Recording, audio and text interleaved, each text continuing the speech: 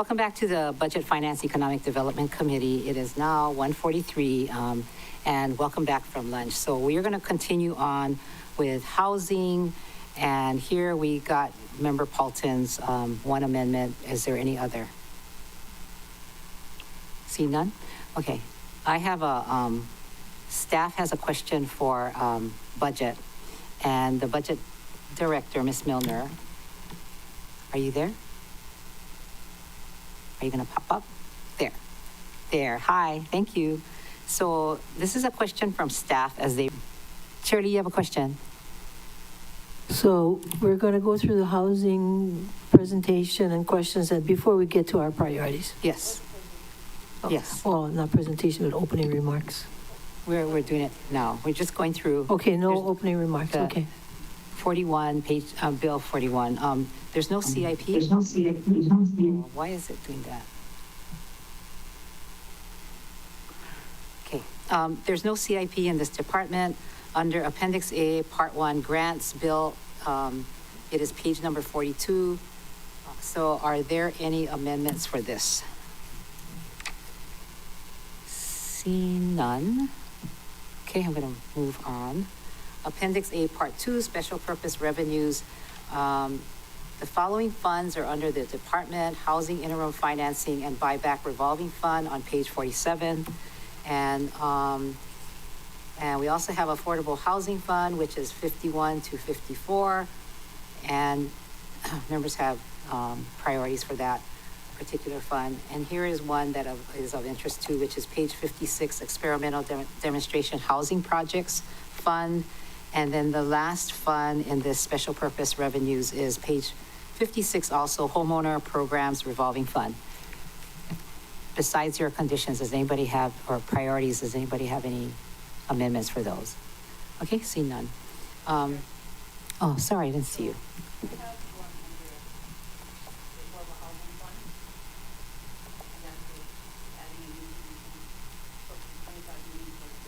Member Paulton, your residency area number 2 for $3 million. Thank you, Chair. I move to add to B8A paren 7 $3 million of general fund monies. Second. For the insurance gap program. Okay. In the Affordable Housing Fund. No. General fund monies, as the testifiers mentioned, that there is an invisible class of people whose houses burnt down, that they're unable to get the same kind of assistance opportunities as everyone else. And you know, these are regular people in Lahaina because, you know, the cost of living is much higher in Lahaina than and this is kind of like you know, the rental assistance. People that aren't in those specific categories nowadays are needing assistance as well. Basically, everyone's needing assistance except for maybe Elon.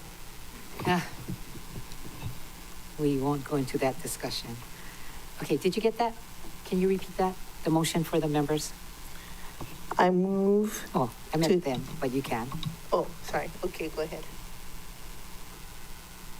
Chair's staff's understanding of the motion on the floor right now is to increase condition or item number 7 under the housing program relating to the grant to Lahaina Community Land Trust from $3 million to $6 million. I'm gonna rejoin is the the advice I've been given, but I'm still here live and direct. Okay, so motion made by member Paulton, and the second was by who? Gabe Johnson? Okay. Kate, explain you did. Yes, member Hodgins. Thank you, Chair. Thank you, Member Paulton, for bringing this up. I know we heard testimony this morning about this, and they said that every situation is unique, which I can totally appreciate. But out of curiosity, about how many more families would perhaps receive a grant with the added $3 million, and how many families do you think are the total impacted? So roughly 300 is the total.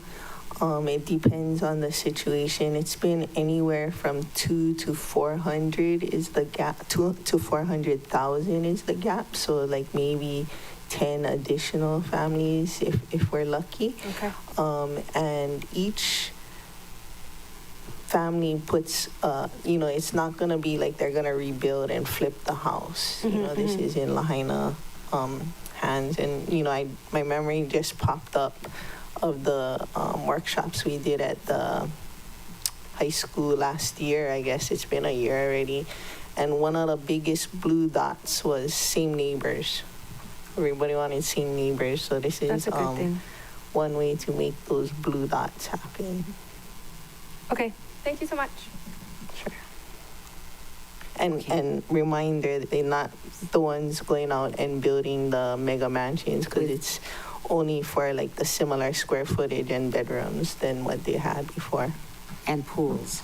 No pools, no pools. Okay. Will be funded with this Okay, remember, money. you want to hear the motion again? You're fine? Okay, all in favor, raise your hand, say aye. Okay, that's 9 ayes. Thank you, Motion carries. members. Thank you. All right, so, okay, we went through all of the funds and rates and fees. So now we are in the members. Oh, Member Rollins Fernandez, yes. You have more amendments? No, I'm just ready for our priorities, Oh, okay, good. and mine will be in a revolving fund. Okay, so, all right. So in the members' priorities, as you know, some of you have Affordable Housing Fund. And in the Affordable Housing Fund, we can get this clarified by staff or by Director Milner. But the remaining balance after what is listed in the budget today, Bill 41 from the mayor, is about 1.5 million. And some of your projects that are in there are going to be exceeding what's available funding. So that's going to be a decision you're going to have to make if you add to the Affordable Housing Fund. So first, we're going to start off with Member Paulton. You want to talk about your priority? I don't see a page number here.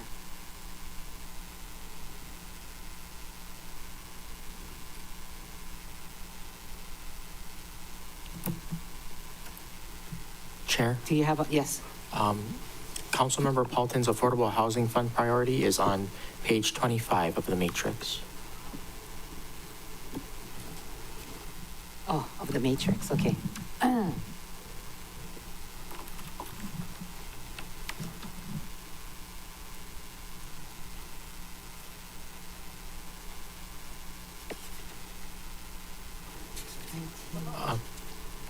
Chair? Yes. Staff will also note that there are other priorities relating to operations as well. So I'm not sure, Chair, if you wanted to do all the operations priorities first before moving to the revolving funds. That could also be an option for the committee. Okay. Yeah, you let us know. So I see for affordable rental assistance program, Member Sinensi, residency area 2 is Member Paulton, grant to Lahaina Community Land Trust for a total of 6 million, add 3, so it'll be 6 million total.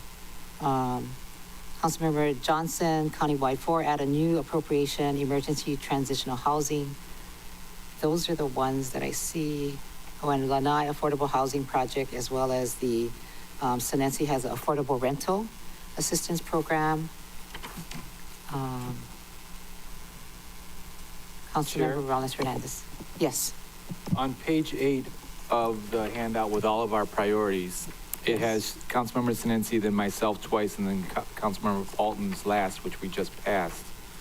So can we just go down the page from top to bottom? It would be Councilmember Sinensi's first and then mine 2 after. Okay, you we want to can work just- off this? It would be just a little bit easier for us to follow along because we're Okay. bouncing around a little bit. So we'll take Is that 8 okay? then. Okay. So I have here, then for Member Senensi, you want to go first? The top of page 8. Thank you, Chair. Move to increase housing programs under grants and disbursements for affordable rental assistance programs by 1.35 million for a total of 4,350,000 to address the MEO wait list of applicants needing rental assistance. Second. Okay, motion made by Member Senensi, second by Member Johnson. Discussion? Thank you, Chair. Chair, we've been following the governor's eviction moratorium lift and the FEMA changes to rental assistance, as well as the Maui mediation landlord and tenant proceedings. We are seeing that rental contracts are moving to a month-to-month basis, which provides less long-term rental security for our residents. And so we're also seeing litigation filed by some out-of-state landlords trying to collect past rents, the rents in arrears for our tenants. And so this was, we wanted to help keep these tenants housed. The housing department has $3 million for rental assistance. However, Chair, those funds are restricted to Kahaleakiola, Women Helping Women, Family Life Center, and the MEO. However, they're also on a biennial too. So, and I do see Director Kabibi, who testified to having a wait list of applicants, and she did mention that she could use 1.5 million to address this wait list. And then Deputy Mataafa also stated that there's 150,000 still in the fund, and so that's why we've brought it to 1.35 million, Chair. Okay. Thank you very much. You know, when we do our presentations of what we want, I'm gonna time it so that we can move on, so you don't have to stay here till midnight. No, that's fine. I just never did that before. Anybody have discussions? Or, yes, Member Hodgins. Thank you, Chair. Thank you for this. About how many more families do you think will be able to be helped with the additional monies for the rental assistance? She didn't mention them. I think the max in a year is 24,000. So if you divide, Okay. that would probably be the minimum amount helped, because I don't know if everyone needs the max. Okay. Okay. Any other questions?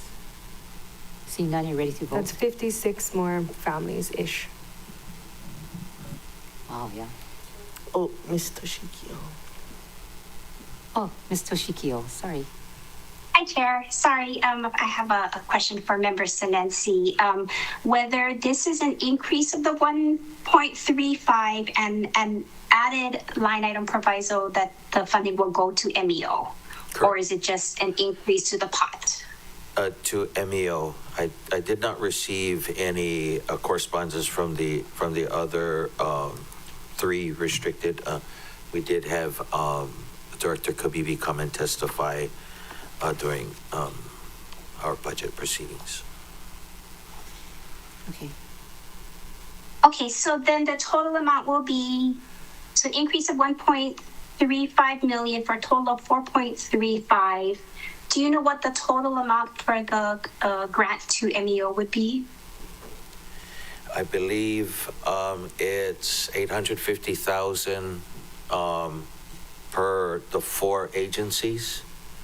So I guess the 1.35 would be addition to the 850,000.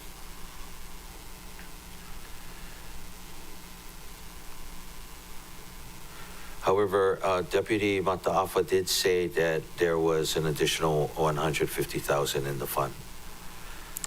Ms. Milner just popped up. Ms. Milner? Thank you, Chair. In line with what Christina Toshikio was discussing, I just wanted to confirm, was the intent to do 1.5 plus the 150 or 850, so it would be a total of 2.35 specifically for MEO? Yes, thank you, Director. Okay. Mahalo, Chair. Mahalo, Councilmember Senensi. Okay. Thank you. Thank you. Any other questions? See none, all in favor, raise your hand and say aye. Aye. Okay, that's 9 ayes, motion carries. Thank you. Okay, so next on the list is Member Johnson. Thank you, Chair. I move to insert a new line item entitled Emergency Transitional Housing in the amount of $250,000. Insert condition to read up to $250,000 is for Maui Rapid Response. Second. Okay, motion made by Member Johnson, second by Member Kama. Okay, thank you, Chair. I know we're on limited time, so just give me a moment and I'll explain a little bit of this. In my first time as Affordable Housing Chair, I went to Oahu in Finland to see what models they were using to help combat houselessness.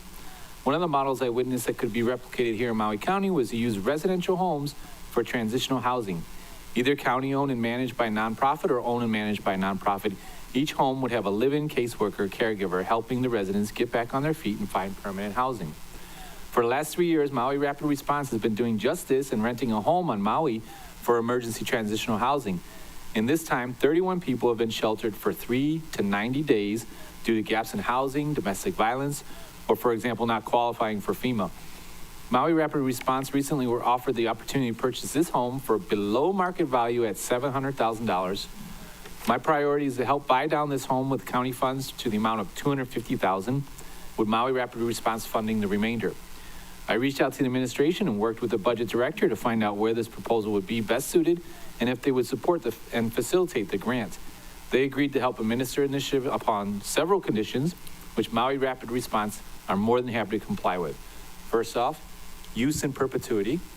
County gets first rights of refusal if MRR decides to sell the property, and a resale based on a resale formula, which is managed appreciation. Housing will be responsible for issuing the grant at any resale or acquisition down the line. And Human Concerns will assist with the drafting of the agreement and any reporting requirements related to the confirming and continuing use of the proposal as transitional housing. And finally, Human Concerns will assist with the review of the reports as it relates to the use of the property as transitional housing. I hope this model of the county partnering with nonprofits to help provide transitional housing is the first of many. We give our vulnerable communities the support they need to live a life with dignity. This priority also aligns with the 2024 recommendations to address houselessness in Maui County report, which mentions the need to provide a range of options that can meet the diverse needs of people experiencing houselessness as being vital to support their journey to stability. So I hope the members support my motion. Okay, perfect. All right, anybody else? Second, or did that happen already? Yeah, with Member Kama. Oh, okay. I have a question if the seconder doesn't. Okay, Member Kama, you have a question? Can you speak in your mic? I'm sorry, thank you.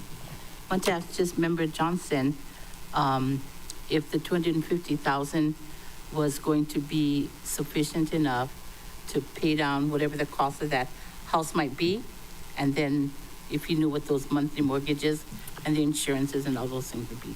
Well, the house is for $700,000, which is well undervalued. Right. And we're going to kick in $250,000 to buy that down. And that's we worked with Maui Rapid Response to say that is what they can afford. Okay. This is what we're willing to give. So both parties, including the departments, seem to be on board with that number. Okay. Okay, thank you. Member Paulson. Good job. Thank you. Just wanted to clarify, this is the existing house that they've been using or an additional house? Thank you for that clarification. It is the existing house.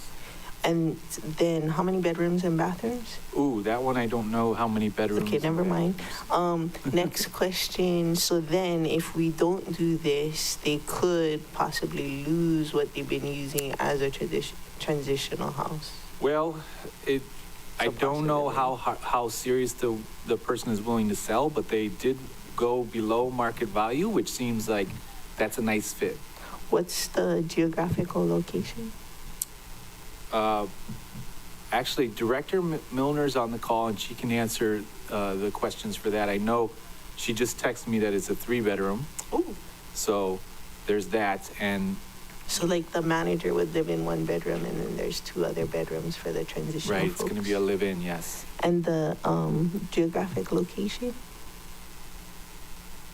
Director Milner, is it in South Maui? Thank you, Chair. Thank you, Councilmember Johnson. Yes, it's located in South Maui in Kihei. Okay. Okay, I'll yield my time to Ms. Toshikio. Yeah, she just popped up. Ms. Toshikio. Thank you. I can't write that fast. Member Johnson, the restrictions that you're putting on the funding is that going to be part of the conditional language that you'll be including in the budget that's tied to this appropriation? I don't think so, but if you want, I mean, do you want it to be put in there? That's your choice, because if that's the language that you want to restrict the funding to, that will be going into the grant agreement as part of the whole transaction, then my recommendation is that yes, because I don't believe we have a similar program with all of those restrictions that would automatically apply by law, because I believe this is a general funded project. My intention, Ms. Toshikio, was to inform my intention to the council members and let the administration administer it. If you feel that it should be put in, I would prefer that they just do it internally, but I think as long as the members agree with those are the kinds of things that they want in there, I would let the administration administer it. That's the way I feel on it. Okay, thank you. And then, so it's for the assistance with the purchase. Did you want to put in a TMK number or anything so that it's very specific, or you're going to just leave it broad, which is, that's your preference? Good idea. I would just leave it broad, but I think, again, probably want to have that in the grant. Okay, so we need the TMK number. Ms. Toshikio. Yes, if this grant is very specific to the purpose of acquiring a certain property, then that would be my recommendation. If not, it would be pretty broad, because I think the language is just for Maui Rapid Response. I know we have your intention on the record, but in order to solidify it, and it becomes part of the ordinance. Okay, if that's how we move forward, can we do a friendly amendment for that TMK? And I hope Director Milner might have that TMK number on hand. We could read it in the record. Director Milner, or I'm sure she's sitting with Director Mitchell. Thank you, Chair. I have the address, but I do not have the TMK, but I can provide that to staff. Wonderful. Okay. All right. Anything more on this? So it's $250,000 for Maui Rapid Response for this home, 3-bedroom. Oh, anybody else? Sorry. Chair, I'm sorry. just I a didn't see you. clarification. Yeah. I wasn't sure if the award would be going to Maui Rapid Response or their fiscal sponsor. Because I have a similar one for Maui Rapid Response, but but I don't know if it's for the same. If it's to their fiscal sponsor, it'll be Maui Collective Inc. Mine was going to be for Maui Rapid Response, but Okay. if it's up to the body. Yeah, name has to be correct. So does Ms. Milner have a correct name for Maui Rapid Response? Or legal name? Mine is. Thank you, Chair. I don't have a legal name for Maui Rapid Response, and I was not informed in our communications of the use of a fiscal sponsor. So I will defer to Councilmember Senensi and Councilmember Johnson to determine how that will move forward. Thank you, Chair. It's Maui Grassroots Collective. Okay, if it's Inc. that's who it is, then that's who it is. Maui Grassroots Collective, then. Inc. Incorporated. Grassroots Collective, Inc. Inc. Yeah. Okay. All right. All right, so we got the legal name, how many bedrooms, you're gonna get the TMK number, and we'll add that to this. So this is an addition of $250,000, and under housing that it would go under 8A, and it would be number 11. Is that correct, staff? Chair, apologies.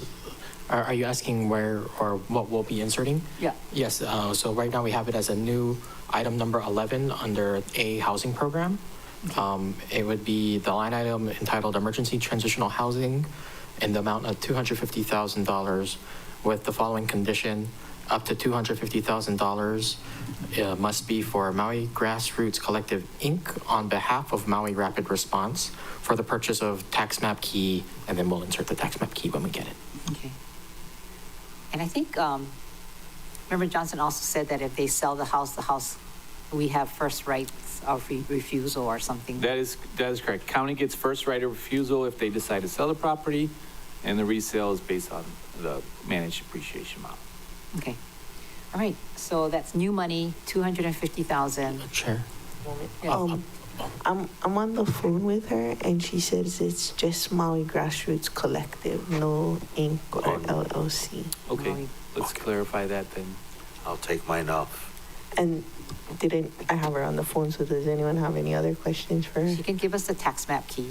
Do you know the tax map key? Not now, but if she could, if she could provide us some kind of legal. Okay. Okay, does you want to finish her conversation?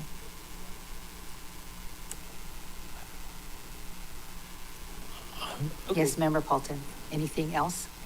No, she said it's just Maui Grassroots Collective. Okay, Great. no ink. Chair? Yes. Apologies. So staff would just request two clarifications.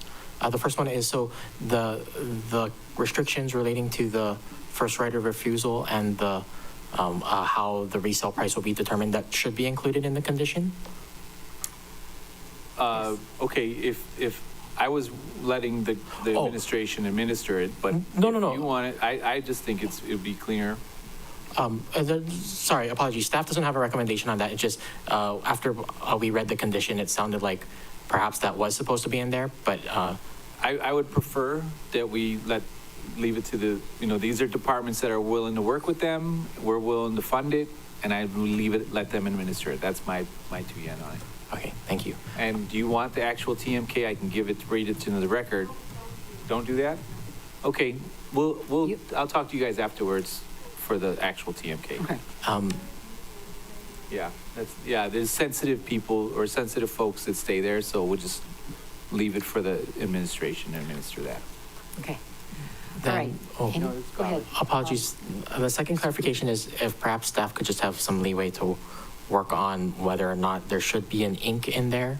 DCCA seems to indicate that it's Maui Grassroots Collective, Inc. So perhaps if we could just, Sure. have Follow up time, on be that. able to That's check great. on that afterwards. Thank you. Go ahead. Okay. So you're fine. All right, members, any more discussion? If not, all in favor say aye. Aye. Okay, that's 9 ayes, motion carries. Mahalo, Okay. members. Okay, this is new money, 250. And at some point, we're going to have to think about balancing this budget and make sure that we have less of a budget than the mayor submitted is my goal. So we have work to do some finding money. All right, next we have, who is next? I would Dave assume it's Johnson mine again, Chair. I move to add 5 million to B as in Bravo 8, A as in Alpha, parentheses 6, to the Lanai Affordable Housing Project, and change the language to,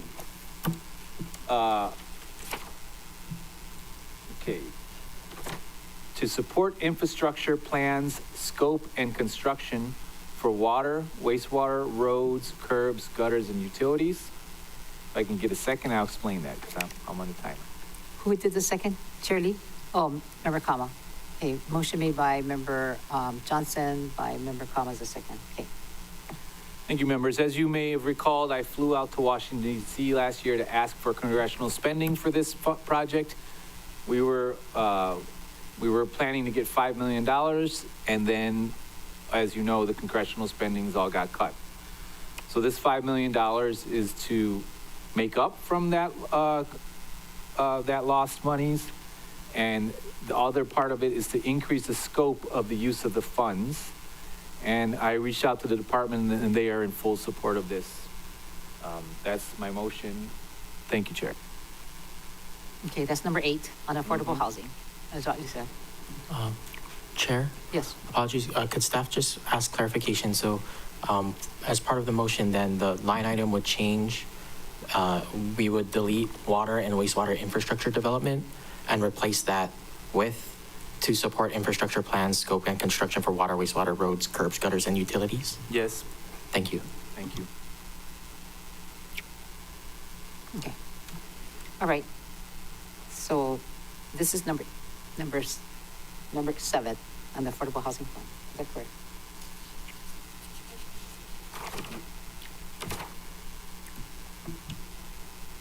Staff, what number is it on the Affordable Housing Fund?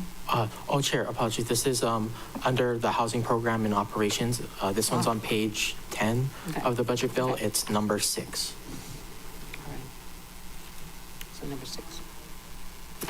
Lanai Affordable Housing Project. Okay, I got it. You have a question? I did. Member Paulton. For Mr. Johnson? Oh, Member Kama, go ahead. Mr. Johnson, does this include design money too?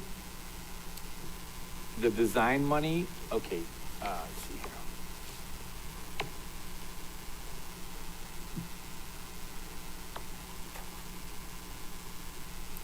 Because you got to design the project first, right?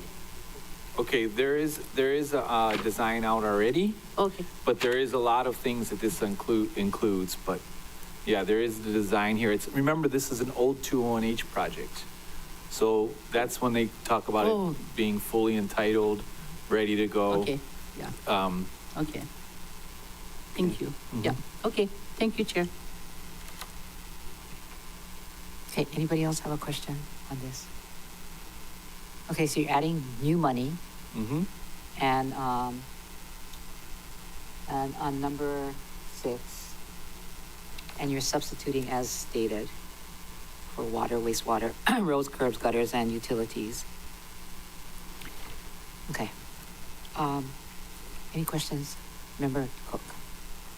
Thank you, Chair. I'm definitely supportive of more affordable housing on Lanai. I find it challenging with the way we're at now to put this amount of money in because of the amount of time that it's going to take to materialize into housing when we have other projects that are potentially going to provide housing more near term. From your conversations with the developer and everybody, how far will the $10 million get them this year? And then adding to the next. So I'm just trying to put it in perspective. I'm supportive, but Sure. I'm having a hard time with this because we have a lot of asks. The timeline is, this year, we're going to do the infrastructure. Remember, they're still going to go back and ask for more congressional spending next year. So let's push as far as we can for the infrastructure. Remember, this is a large parcel with more than one phase. In fact, I'll give you the full amount. This housing project will produce over 372 residential units for families and seniors on the island of Lanai. So that's a very large parcel, very large project. But for phase 1, they are ready to go for the infrastructure. And that's, as we know, where the biggest part, the biggest costs, you guys know. So it's get that infrastructure in, and the vertical will move much more faster. Chair, Yes. what percentage of the infrastructure will the 10 million get / 15 million get? I mean, what percentage of the infrastructure is that going to get accomplished? My understanding, it will do all of the infrastructure that is included in that extra language, which is water, wastewater, roads, curbs, gutters, and utilities. So that's for the first phase. Well, okay. They still can tap into the water lines for the other phases. And actually, there is, so the possibility, the recycled water line will also, phase 2 can also use that as well. And I want to remind everybody that Hawaiian Homes is sharing the border. So when Hawaiian Homes begins to build, and I don't know if you heard in the paper, but Hawaiian Homes is going to be building on Lanai, they get to share that infrastructure cost. They get to share those borders. So it's really important to get this infrastructure in because it unlocks the affordable housing for the Hawaiians as well. And just I spoke previously with you, so we can't use the GE funds on this because of the private water system. Yeah. So DHHL won't be able to use this either, though, the GE anyway. They'll, basically, it has to be funded alternately because the private water system, because of the state criteria, prohibits the GE funds being used for this infrastructure. Is that accurate? That's correct, Councilmember Cook. As soon as the funding gets allocated, this developer is ready to go for the infrastructure. Thank you, Chair. So good question. Could I ask, so Member Johnson, Yes. is the 10 million enough to start from what you just said? The infrastructure, yes, and that's, as you know, the biggest cost. So once they get going, the 15 is, we weren't expecting to lose the congressional funds, but we did. And we all know that that's just where we're at right now. 10 million is not enough because we were planning to get that five from the congressional. So 15 is the spot where they need to go. They really need that 15, but what can you do when the feds do that? So I'm here to advocate to push for the extra 5. You know, when the administration puts in 10, they're serious on doing it. So I want them to, complete the project with the 15. Okay. The infrastructure, I should say. So we know what's happening with federal government, where things change often. So it's for sure the federal funding got cut or denied, I guess. That's correct. Okay, members, this is 5 million more. Okay, Member Hodgins. Thank you, Chair. Thank you, Member Johnson. As a reminder, this is the county-owned property. Mm-hmm. Yes. Yes, it is. So we're investing in ourselves. That's correct. And then if I can remember right, is it the Bigley, Doug Bigley, who is helping us with this project? That's correct. Kaiko Hana and Doug Bigley. Okay, Kaiko Hana, that's right. And then are they getting funding from any other sources besides the congressional spending that we lost? I'm sure they are. It's let me see. They're going to be applying for the HHFDC money. Okay. Because remember that they specialize in the 80% AMI and belows, and that's HHFDC sweet spot. So as you all know, that if the developer comes to HHFDC with county-owned land and county monies, you score real high. Okay. So this then is going to be rentals. Phase 1 will be a rent-to-own model, which Okay. they have done on the Big Island, and Okay. Kapuna Housing, which is rentals. Rent to own, and then Kupuna Housing. Yeah. Kupuna Housing, not rent to own or rent? They're just rentals for the Kapuna Housing. Okay. It's like, multi, 8. Multi-level? Yeah, multi-level. Okay. Thank you. Okay, so Thanks, Chair. thank you. Member Johnson. Yeah. So if you look in the Affordable Housing Fund, this is the same project that's listed there on number 7, which is Number up 6? to, Or is, in the Affordable Housing Fund. okay, So it is A0745 Lanai LP. Is that the same project? yes. So there's a loan for 7.2 million, Kaiulu o Lanai project located in Lanai City. That's the one. That's the one. Mhm. Okay, so just curious, why wouldn't you want that to be in the Affordable Housing Fund? There's, why was? I mean, why because- wouldn't the administration want to put it in the Affordable Housing Fund? I guess not necessarily you, but 5 million didn't happen, but Yeah, I tried my darndest to make sure that we could get some federal fundings for that. Flying to DC isn't easy, just to lobby Senator Schatz and those guys for money, and I did it, but when they cut it, then that's just the end of that, right? So, okay. All right, members, anything else? All in favor, raise your hand, say aye. So this is going to, Roll call. roll call. Proceed. Chair, proceeding with roll call vote. Council Chair Lee, Excused. Councilmember Paulton, No. Councilmember Johnson, aye. Councilmember Rollins Fernandez, Aye. Councilmember Cook, Aye. Councilmember Hodgins. Aye. Councilmember Senenci. Aye. Committee Vice Chair Kama. Yes.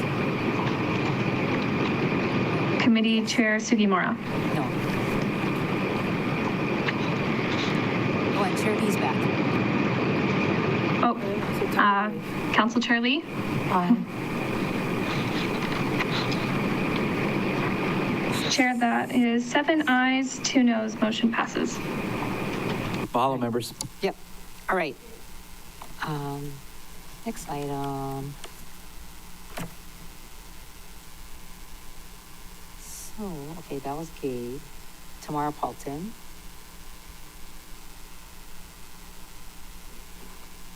Tamara Paulton. You have another one? Okay,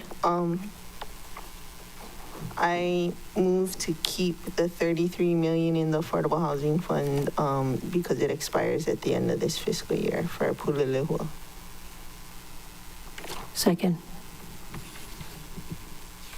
Okay, motion made by Member Paulton, second by Chair Lee for Pulelehua. What number is an Affordable Housing Fund? It's 18 and 15, I believe. And the paperwork is on Corp Counsel's desk, I believe, to move forward for Pulelehua. 25. Chair, apologies. Staff would just like to ask clarification. Does the motion include the addition of the condition included in your priority, or is it just for the funding right now? Oh, sure. Member I Paulton. move to that, and it's not an increase.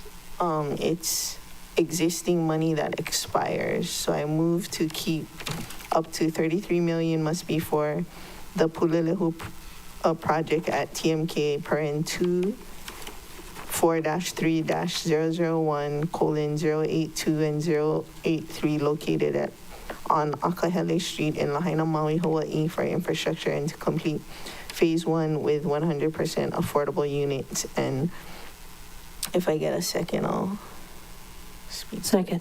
Okay. So, Member Paulton and second by Chair Lee. I have a meeting with First Deputy Kahahane.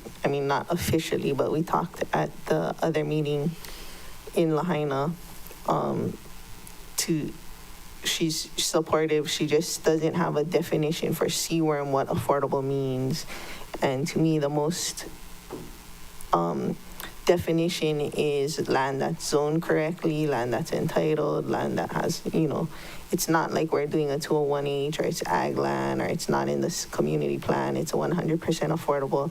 And to the other point, these folks are building sewer and R1 to and from the project above the highway. And so if we change the law that you have to tie into existing line, this could provide redundant capacity for a managed retreat of the lower road. There's working on sewer lines in Wahikuli where some of it has to go up. And so there's pump systems for that. There's portions of the lower road that are going to be underwater in the next 60 years. So I'm not sure why there's not master planning being done around that, but they will also take whatever R1 they add into the sewage system. And if it were me, I would have started 2 years ago so that 240 Lahaina families could be living in Lahaina right now. Thank you, Member Paulton. Anybody else? Member Hodgins. Thank you, Chair.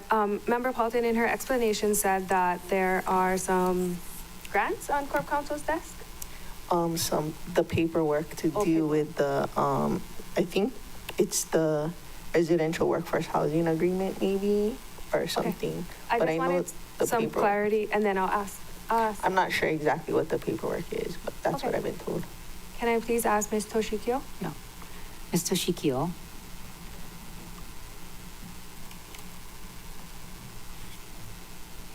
Member Hodgins has a question for you. Thank you. Can you please clarify what documents you have for Pulelehua that Member Paulton was referencing? I don't have anything currently pending. There was a draft residential workforce housing agreement, I think, in the amended in the fall, but that was then up for revisions. But I don't have either grants, either the original one for, I believe, 18 million, or the one that's from fiscal year 25. Those are not pending with our office. So you had a draft workforce housing agreement, is that what you said? I'm sorry. Yes. Okay. I know they had one maybe for the $18 million, but I believe that's at that time a 2.96 project. And this this language is for a 100% affordable unit, which is not 2.96. Is that what's being changed or what's being changed? The phase is 100%. Phase one is 100%. Phase one.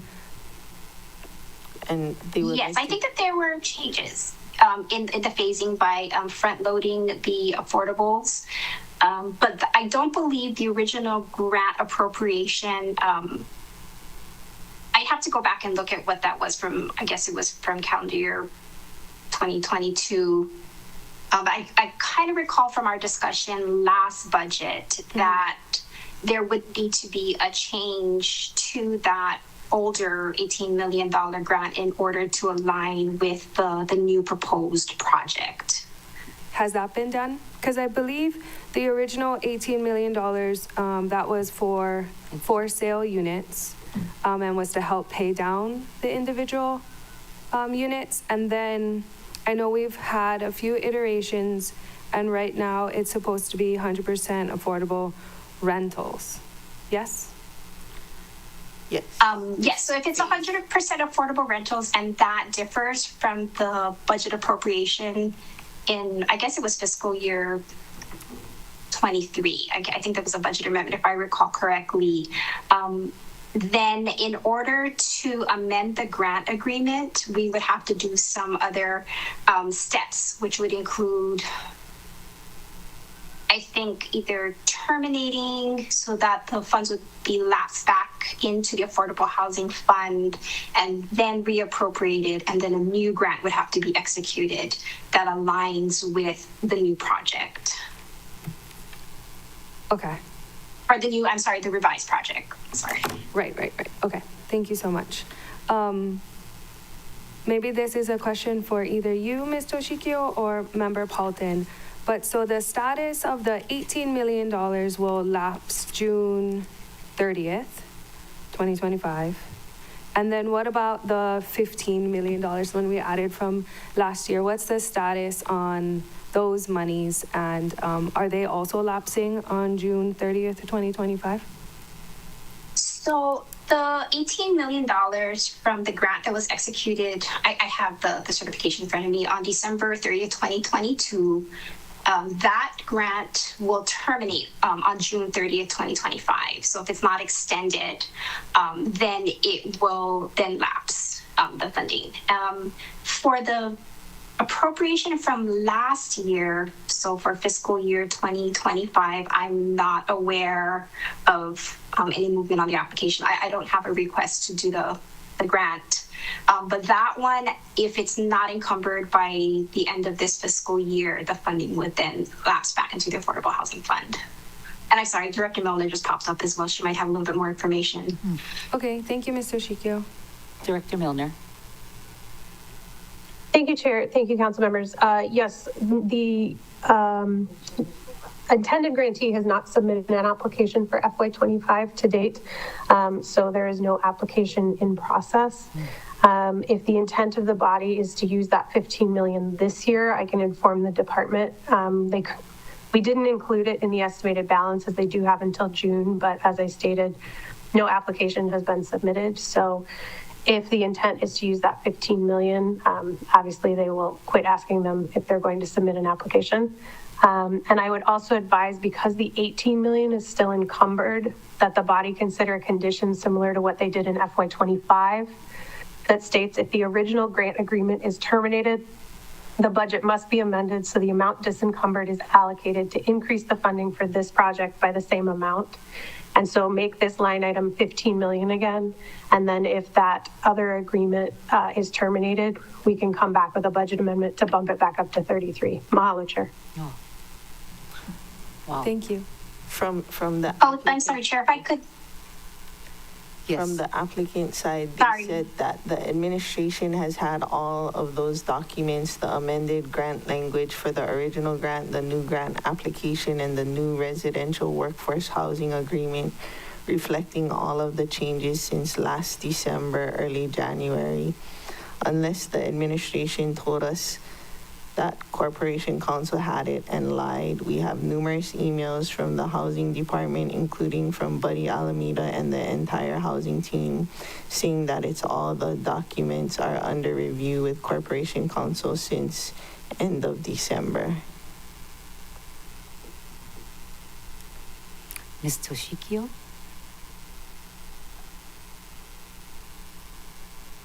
Did you hear that? I did, Oh. I did, Chair. Yeah.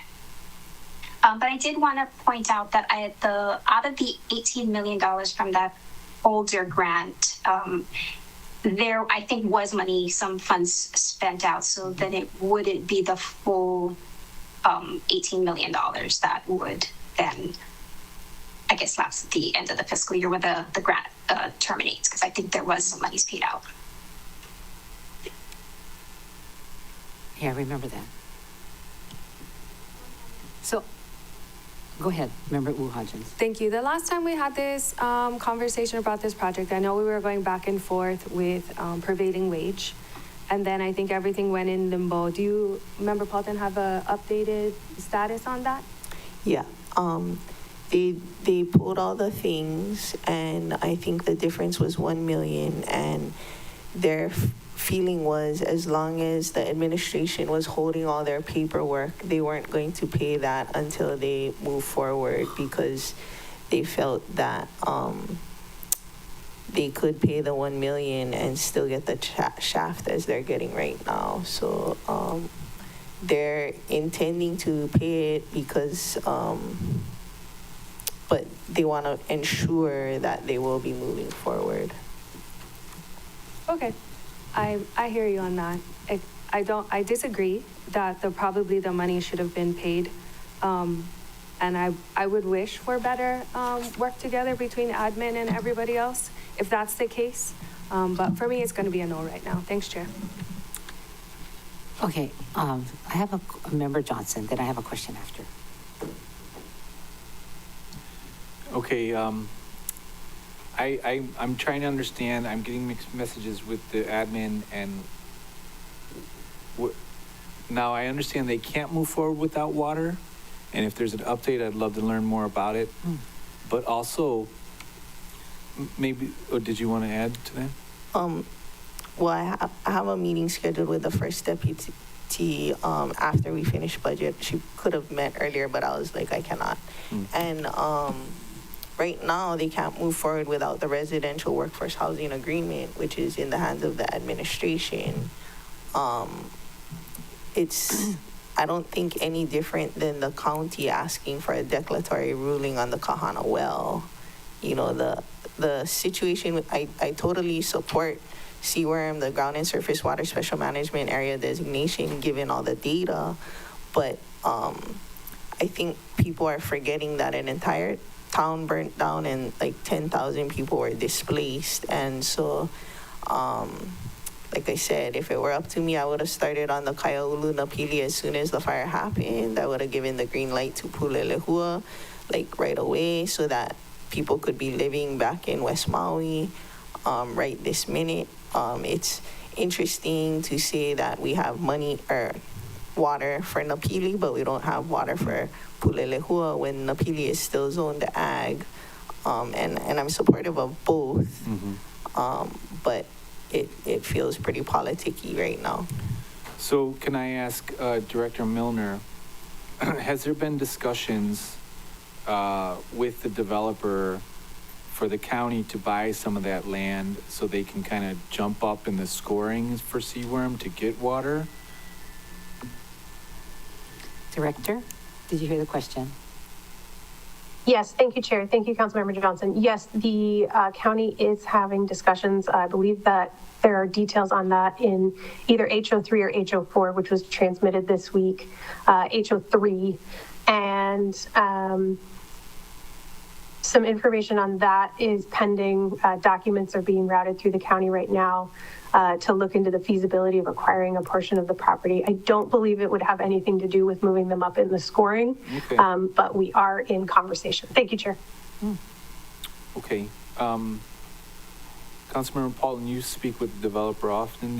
Are they willing to work with, I mean, it seems so, I'm just trying to find a path. Is the developer willing to sell some land to the county if that's would help them in their cause?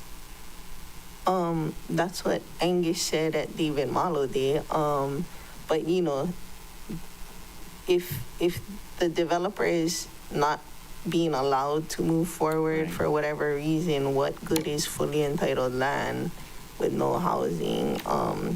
But ultimately, I think that's a question for Mr. Chang. Mm-hmm. Oh, okay, thank you for that. Thank you, Chair.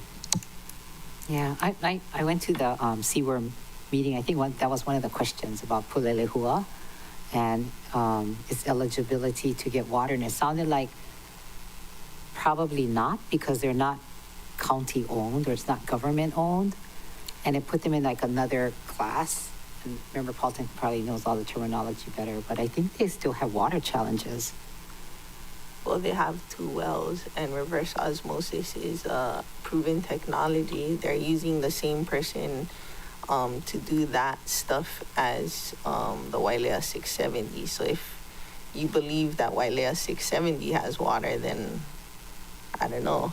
You know, if you don't believe Pulelehua has water, we can't believe Wailea 670 because they're using the same consultant.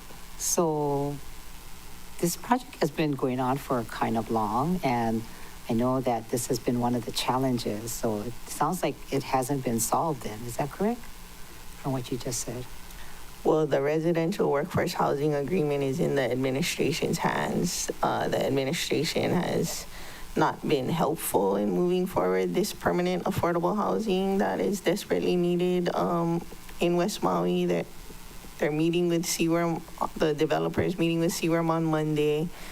I can call the first deputy right now if you want. I mean, but I was gonna meet with her after budget. It just relates to your budget, your amendment. And I guess I'm wondering then, should this be, instead of 33 million, should it be for the 18 or the 15? Ms. Toshikio? Or the whole thing?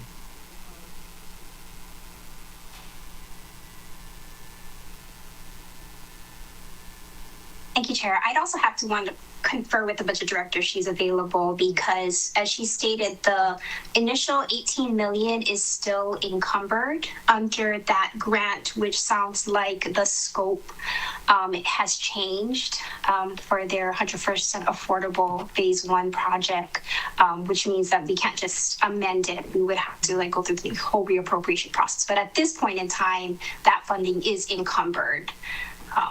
As to the fiscal year 25, that also is right now appropriated. So I don't know what the timing would look like, because if the intention is still to enter into that grant agreement before the funding lapses at the end of this fiscal year, or if it's going to be intended for fiscal year, the following fiscal year. Ms. Milner? That we're working on right now, sorry. Ms. Miller, you popped up. You have something? Thank you. Yes, thank you, Chair.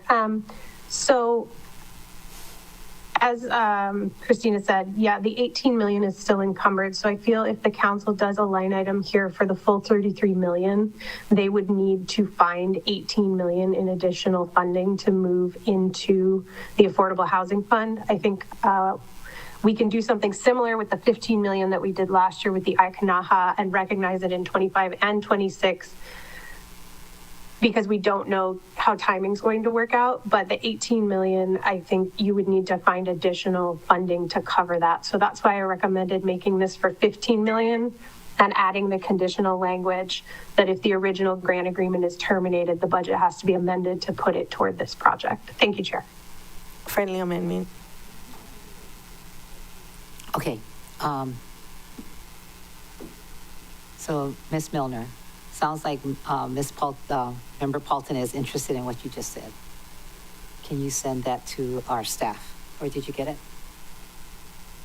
Chair, yes, if we could just confirm with the budget director that it's just the same language that was included in FY25 for the 15 million for Pula de Hua. Thank you, Chair. Yes, I was recommending the fifth condition that was under the FY25 Pulelehua project, and then reducing the amount from 13 million to 15 million for fiscal year 26, and increasing the estimated balance by 15 million. Thank you, Chair. Okay, got it, okay.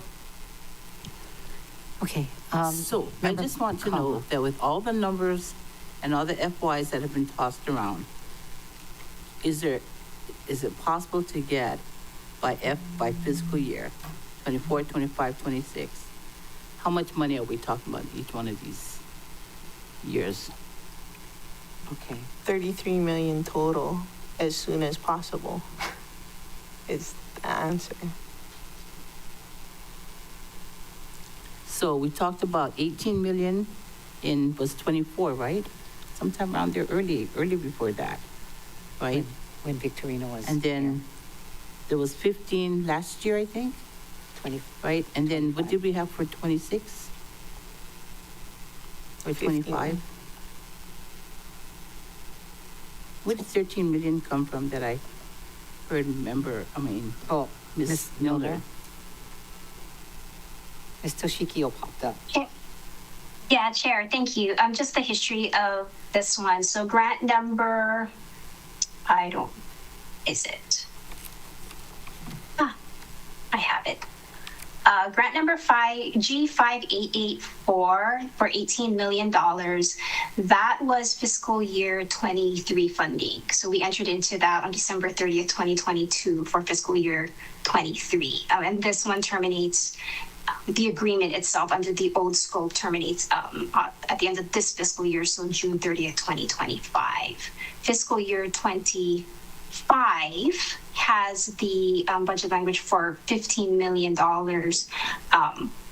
with all the conditions that have been discussed, as well as that language that Ms. Milner talked about that addresses the issue with grant number G5545884. If it terminates, then the funding would the budget must be amended so the amount disencumbered. And that language was because some of that original $18 million was spent. So the amount disencumbered is allocated to increase the funding for the project, so the $15 million by the corresponding amount. Got it. Thank you. Thank you, Mr. Shikio. Very involved. Okay, so Member Cook. Thank you, Chair. Do we have a number of how much of the 18 million was encumbered? I think it was like maybe 200,000 or something.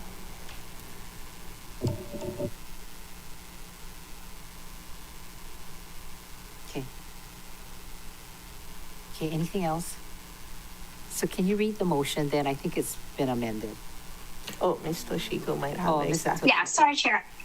I just wanted to make a really quick correction to what was just said. So the full 18 million was encumbered, but the amount that was expended, I don't know that amount. I believe it was in the ballpark of like a couple 100,000 out of the 18 million was spent. Okay. All right. So that's what, okay, are you ready? I'm going to get them. Oh, Member Johnson. One question for, I guess, Director Milner. I want to kind of hear the administration's on board with this project. And it's got slowed down before, and I'm not seeing any of the issues being resolved between the admin and the builder. And that's a concern of mine, that if we put this money in and the admin, hey, they don't have to spend it, and we see that 1,000 times. They didn't spend it last time. So I'm concerned that if we tie up this money we're tying it up. I want it to be spent, right? So can the administration tell us, speak to us on that issue? Is the department in full support? Are you guys going to try to move forward? Or is this money going to sit? It was one of our written questions as well, I believe, right? Yeah. Director. Thank you, Chair. Thank you, Councilmember Johnson. The administration is supportive of all affordable housing projects. For this specific project, we have been trying to work with developer. We have gone back and forth on amendments for the workforce housing agreement. We had one in process, as Ms. Toshikio stated, but then the conditions of the project changed again, and we had to go back to the drawing board, which started us all over again. The housing department is not aware of any application that has been submitted for the $15 million for fiscal year 25, and we're still very concerned about the water issues. So it's not that we're not supportive, we just want to ensure that any county funds that are appropriated can be used quickly and for projects that meet the requirements of the county, such as the pay requirements. Thank you, Chair. Okay, next we have Member Rollins Fernandez. Mahalo, Chair. Question for Budget Director. Mahalo for responding to Member Johnson's question. I know this isn't exactly your department. I was hoping that you could elaborate a little more on the administration's confidence in the reverse osmosis for Wailea 670 and moving that project through, and the lack of confidence or concern of water for Pulelehua when it's the same as Wailea 670. Director Milner, there. Thank you, Chair. Thank you, Councilmember Rollins Fernandez. The administration doesn't have an official position on the reverse osmosis process for either of the projects. Thank you, Chair. Okay. Member Rollins Fernandez, are you done? For now. Mahalo, Chair. Member Paulton? So if the administration doesn't move the residential workforce housing agreement forward and whatever, I guess, and the developer is blocked from building, he will sell, and the county's made an offer. I mean, do we want to deal with this guy who's offered affordable in perpetuity? The changes made to the contract was to front end the affordable housing, not like we're asking for changes that people don't want. You know, they're trying to work with the people, work with the county, but ultimately, if the administration stops it from moving forward, then they've made offers to purchase it. So whether this is used for the developer to build it or for us to purchase it and then maybe RFP it out, but that the county wants to purchase it if the developer doesn't move forward means at some point in time there will be housing there, and we need housing now in West Maui desperately. So I'm not a lawyer, I don't do contracts and all those things. I know how to do some math, but the administration's response to permanent housing needs in West Maui is abysmal. There's no sense of urgency here when we have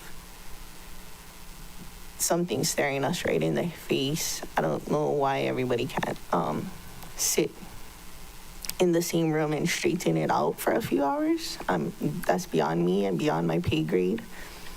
But I'd say one way or another, this money for Pulelehua, whether it's for acquisition or infrastructure or whatever, we need it on West Maui, I guess, is what I would say.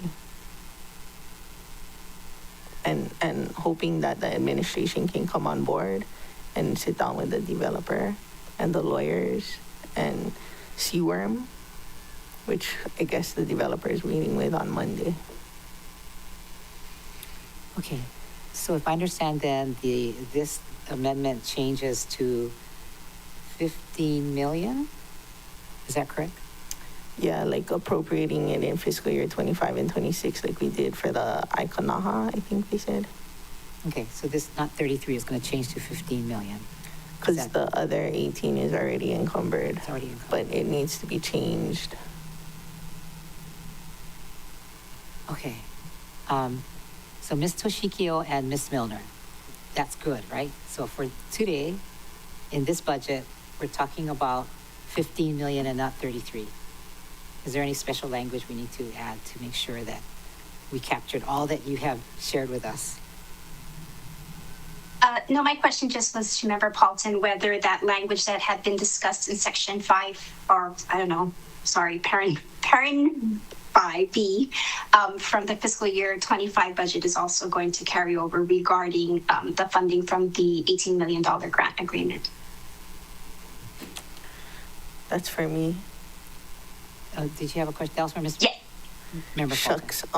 That was from Member Paulton. Thank you. Just to clarify, what if that 15 million, similar to last year, you had that language, if the original grant agreement is terminated, the budget must be amended so the amount disencumbered is allocated to increase the funding for this project by the same amount. If that was also included in your motion. Yes, please. Thank you. Just to confirm. Okay. So, staff, you got that, right? All right. So we are now, this is now 15 with the amendment just read by Ms. Toshikio. Member Rollins Fernandez. Mahalo, Chair. For either Budget Director or Ms. Toshikio, because the 18 million is encumbered, the grant contract, I think you said ends June 30th. Without any conditions, what kind of assurance can you provide Member Paulton and this council that the 18 million grant contract will be extended after it expires, or can it be extended now so that we can have that assurance? I see Budget Director. Yeah, and if I either. also. Do you want me to go, Leslie? Go. First? Yeah, go ahead, Christina. Okay, so thank you. As we discussed, that original $18 million, the scope that was in the budget appropriation that allowed for this grant agreement is different from the revised budget that is, revised project that they have in terms of phase 1, where they're putting all the affordable rentals up front. So we would not be able to just amend or extend this because now the projects are different. And we can't amend the grant agreement because it relates to a budget from a prior year. So what would happen is that we would either have to terminate before it terminates, or it will terminate by virtue of the June 30th, 2025, and then the funding would lapse back into the Affordable Housing Fund. And then either it would be added to the $15 million grant agreement, which has the new revised project scope. Yeah, so that's what I'm talking about. Like, how can Member Paulton be assured that after it expires, it'll, go to the project? This is our council's only opportunity to, make that assurance. Budget Director. Thank you, Chair. Thank you, Councilmember Rollins Fernandez. Yes, that was the purpose of the conditional language that I proposed for this, is that if that grant agreement is terminated, the budget must be amended so that the amount that is disencumbered from that agreement is added to this project. So that is the assurance to the council, is that conditional language. So it will be added back to this project if it is terminated. Okay, and then I want to make sure that BFED staff got that. You have that. Mr. Kruger says they have that. Yes, Chair. Mahalo, Mr. Kruger. Mahalo, Ms. Toshikio, and Budget Director. Mahalo, Chair. Okay.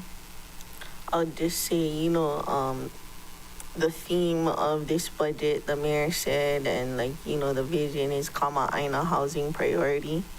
This developer committed to affordable in perpetuity, committed to housing for fire survivors first, committed to housing kupuna. It's there's other projects being looked at that's not zoned correctly, that's not in the community plan. And, you know, you guys were all here when I asked the housing director, and I didn't see a written response. So it's not like I'm not trying. I don't know where the mayor is. I mean, like, he's probably at home because he had surgery, but I don't know why he's not meeting with these people and making his vision of Kama'aina housing, all affordable offer. Like, where is he in advancing his own vision of Kama'aina housing? The people are there at the table, you know, but where is he? And I'm not meaning literally, because I know where he is, but like, where is he in the conversation? Where's the housing director in the conversation? Why in all the emails back and forth over the past year was it not helped out that, like, hey, we don't have a right application for fiscal year 25? Like, we've dealt with developers before, like the Ikaiko Ohana, the first time when they were building Kaia'ulu Kupuohi, they were calling me all the time as the go-between between the managing director and planning and public works, and they're like, these guys don't know what they're doing, and then they did it, and now they know what they're doing, and they're providing us more and more housing. But I'm not seeing that same level of cooperation for somebody who says their priority is Kama'aina housing. And I don't know what more else to ask for out of a developer beyond in perpetuity. How's fire survivors first? How's our kupuna? You know, what, have it be in the community plan, have it be in the correct zoning, provide your own water.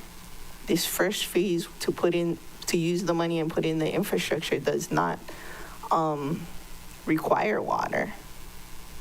And we know eventually that the county would acquire it, and then it would have the infrastructure.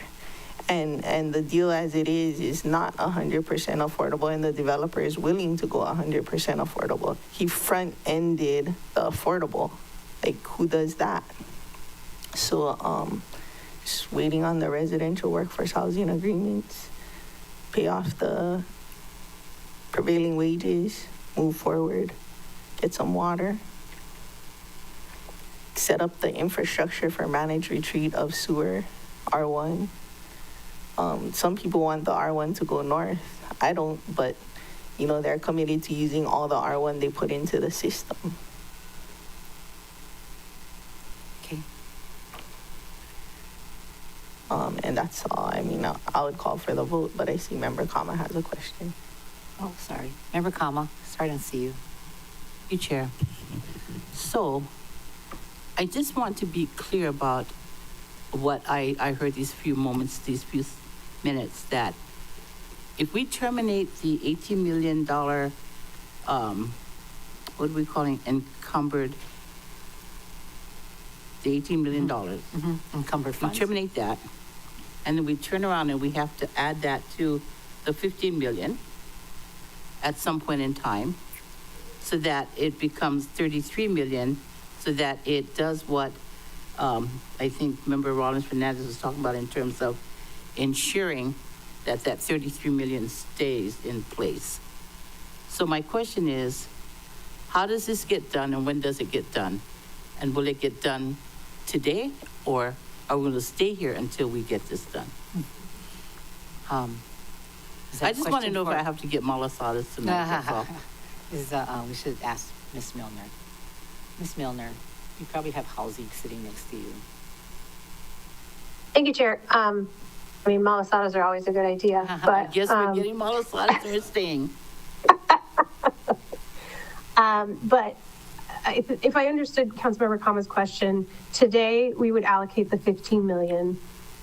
If the original grant agreement is terminated, which may be June 30th, and if it is June 30th, I will submit you a budget amendment for either the first or second meeting in July to reappropriate the remaining funds to the Pulelehua project. Instead of waiting for June 30th, could we just do it sooner? Was this Thank you, something- Chair. Thank you, Councilmember Kama.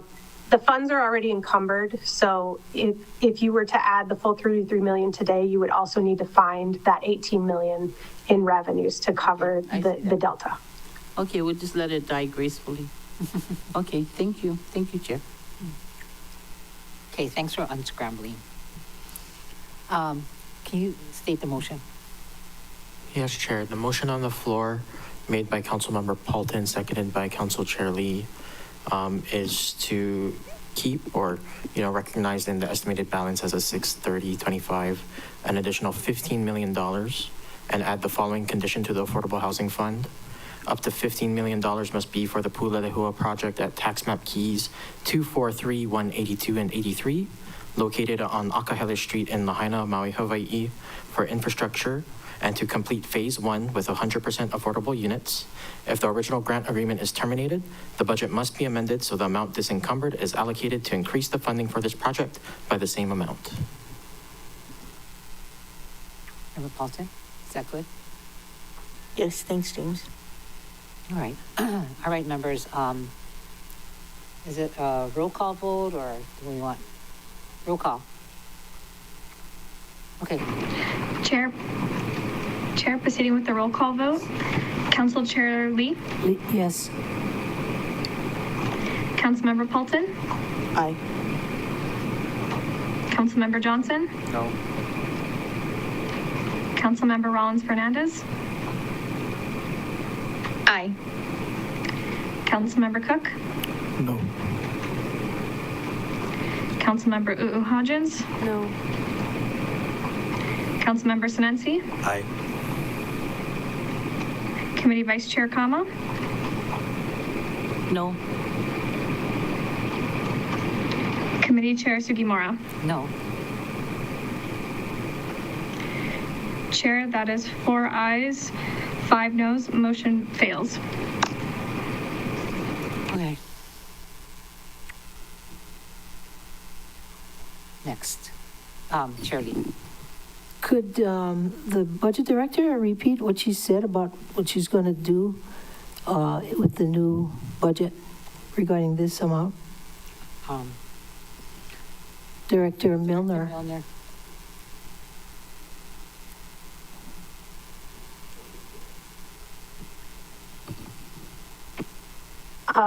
Thank you, Chair. Thank you, Chair Lee. The motion failed, so the condition is not added to the budget. So if the $18 million agreement lapses, those funds will return to the Affordable Housing Fund for appropriation. Thank you, Chair. I see. Thank you. Okay. All right, so next we have Member Cook.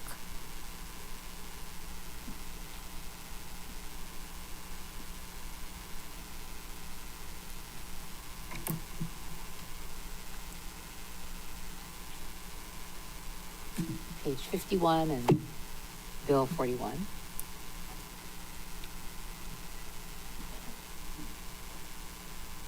It's for your Kilo Hanamakai Workforce Housing Project.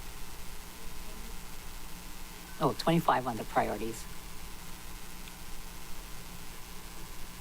Do you have it?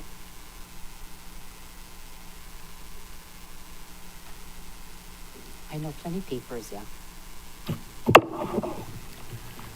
Thank you, Chair. On the special purpose and revenues, Affordable Housing Fund, Section 920, Revised Charter of the County of Maui, 1983, is amended, Chapter 3.35 Maui County Code. Insert a new condition to read, up to $500,000 must be used for water use development fees for the Kilo Hanamakai Workforce Housing Project, TMK, print 239004 141, Kihei, Maui, Hawaii. And I'd just like to clarify, Is that your motion? that's a motion. Okay, is there a Second. second? Motion made by Member Cook, second by Member Hodgins. Proceed. Basically, the cost of construction have continually increased. This grant will be used for water use development fee for the project, which includes 30 water meters, 2 meters for irrigation, along with other auxiliary costs relating to the installation of the related infrastructure. And basically, the water meters is for the source, storage, and transmission part of the cost of meters. Thank you. Okay. I think Mr. Uyoka came and testified. Anybody have any questions for Member Cook? Do you have a question, Member Uhajan? I do not, thank you. Okay. Chair, Oh, Member Rollins Fernandez. mahalo. My question for Member Cook is, have you kept the tally of all the county funds that we've now allocated for this project that wasn't originally asking for money, but has piecemealed requested money year after year? Member Cook. I don't have the tally. I have followed it. I've gone to the project. I think this project is extremely unique for its location. I see Budget Director. She might have the answer. Okay, thank you. Budget Director. Thank you, Chair. Thank you, Councilmember Rollins Fernandez.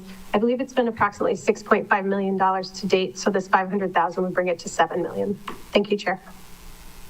Okay. All right. Anything else, Member Rollins Fernandez? I feel like it was more. Okay. Okay. I don't support the motion. Okay. Any other discussion? Member Sinensi. Mr. Kruger said there were some leftover in this fund would cover this. Okay, thank you. Please confirm the amount. I think it was over $1 million. Yes, Chair. So with the conditions currently existing in the Affordable Housing Fund, there's 1.4 million available for conditioning. Thank you, Chair. This condition would bring it down to just about $900,000. Okay. All right. I guess it's any more members? It's a roll call vote. Proceed, please. Oh, who had a question? I do. I'm sorry, Chair. Oh, I'm sorry. I didn't see you. Member Johnson. Thank you, Chair. Following that line of questioning before about why we don't use GE funds for this, if this is water? Oh, because it's not county property. Is that why it's not? Is it? I believe because it's on-site, not off-site. Yes. So the water meters are the county, it's off-site, but it's the responsibility of the developer. So that could be asked for the budget director. I don't know. Ms. Milner. Did you hear? Thank you, Chair. Thank you, Councilmember. So this is for water use development fees. This is not for the water infrastructure itself. Thank you, Chair. Sure. Member Sinensi, you're fine. Or who was it? Oh, Member Johnson asked that question. Yeah. Are you done? You, Chair. Okay, Member Paulton. This might be for Corp Counsel or the budget director. If this is for water use development fees, can we just waive them?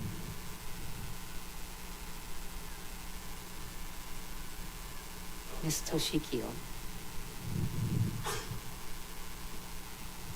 Yeah, sorry, Chair. I don't remember off the top of my head, but I know that this happened a couple of years back on something that Member Rollins Fernandez worked on, which was using the Affordable Housing Fund to, I guess, pay the water department for the fees that had been waived on the project. So I'm not quite sure where these fees are intended to go, if they are required to pay the fees and that this fund will pay for it, or if this is intended to make the water department hold on fees that were waived. So there's a difference. Oh, Member Rollins Fernandez had her hand up. Yeah, that's what I was going to say. Okay. But if Member Cook has more details, then, because this is his proposal, so where Ms. Toshikio was uncertain about the details, I was too. So if Member Cook has that information, then perhaps that would be helpful. Thank you for the question. The water source development fees, previously, basically, they yielded them, waived them for the affordable housing, but then they have to be paid. So the water department is requesting payment. Either way, if you waive it or if we pay it, the water department is still, the county is still subsidizing the project. This is basically taking from the Affordable Housing Fund to pay the water department for the water source development fees. Make them whole. Okay, Similar. thank you. Okay, any other questions? Any other questions? Seeing none, ready to vote? Okay, roll call, I guess. Chair, proceeding with the roll call vote, Council Chair Lee, Aye. Councilmember Paulton, Aye. Councilmember Johnson, Yes? Councilmember Rollins Fernandez, Yeah. Councilmember Cook, Aye. Councilmember Hodgins, Aye. Councilmember Senenci, Aye. Committee Vice Chair Kama, Yes. Committee Chair Sugimura. Yes. Chair, that's 8 ayes, 1 no, motion passes. Oh, who voted no? Oh, okay. I didn't hear. The one that said she was gonna vote no. I didn't hear you say no, but, okay. Oh, she voted yes. All right, so that motion carries. Thank you, Member Cook. Next, we have, actually now we have Member Kama, your Nepoa investment. I was laughing at Keani's statement. Chair, can we take a 5-minute break? Sure. Let's, can take a little longer break. Can you guys Page ready for a break? 25, Okay, page so let's come 25. back at, But it's a new, 3:25. fund. 3:25.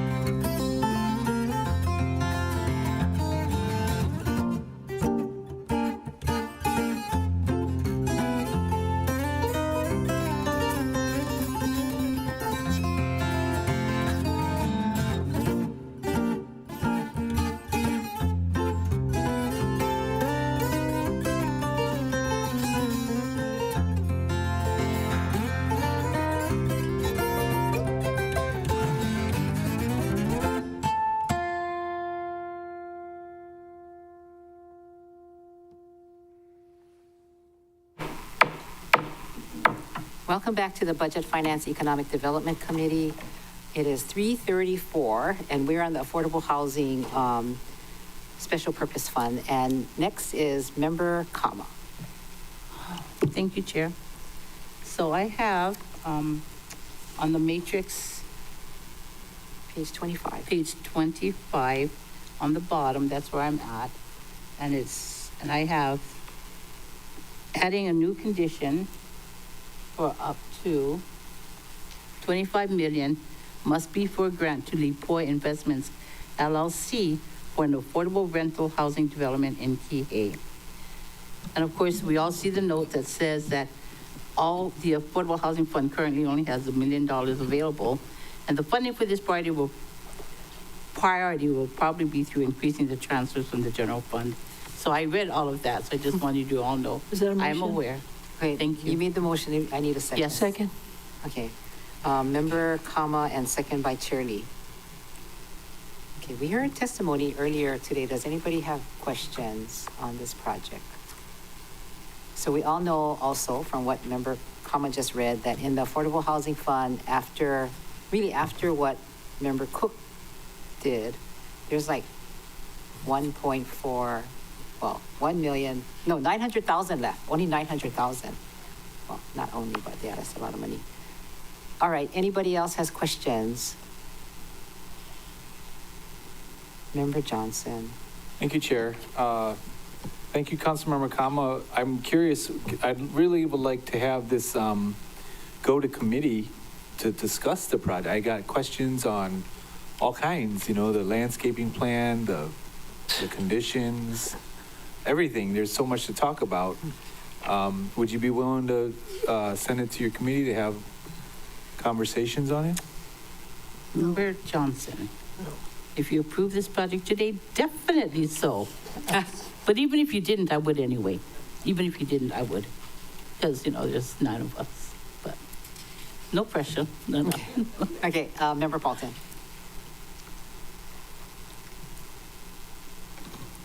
I kind of don't support it going to committee because we're in the middle of deed restrictions. There's the Minatoya list, and there's all sorts of other things. And I'm not down for extra committees.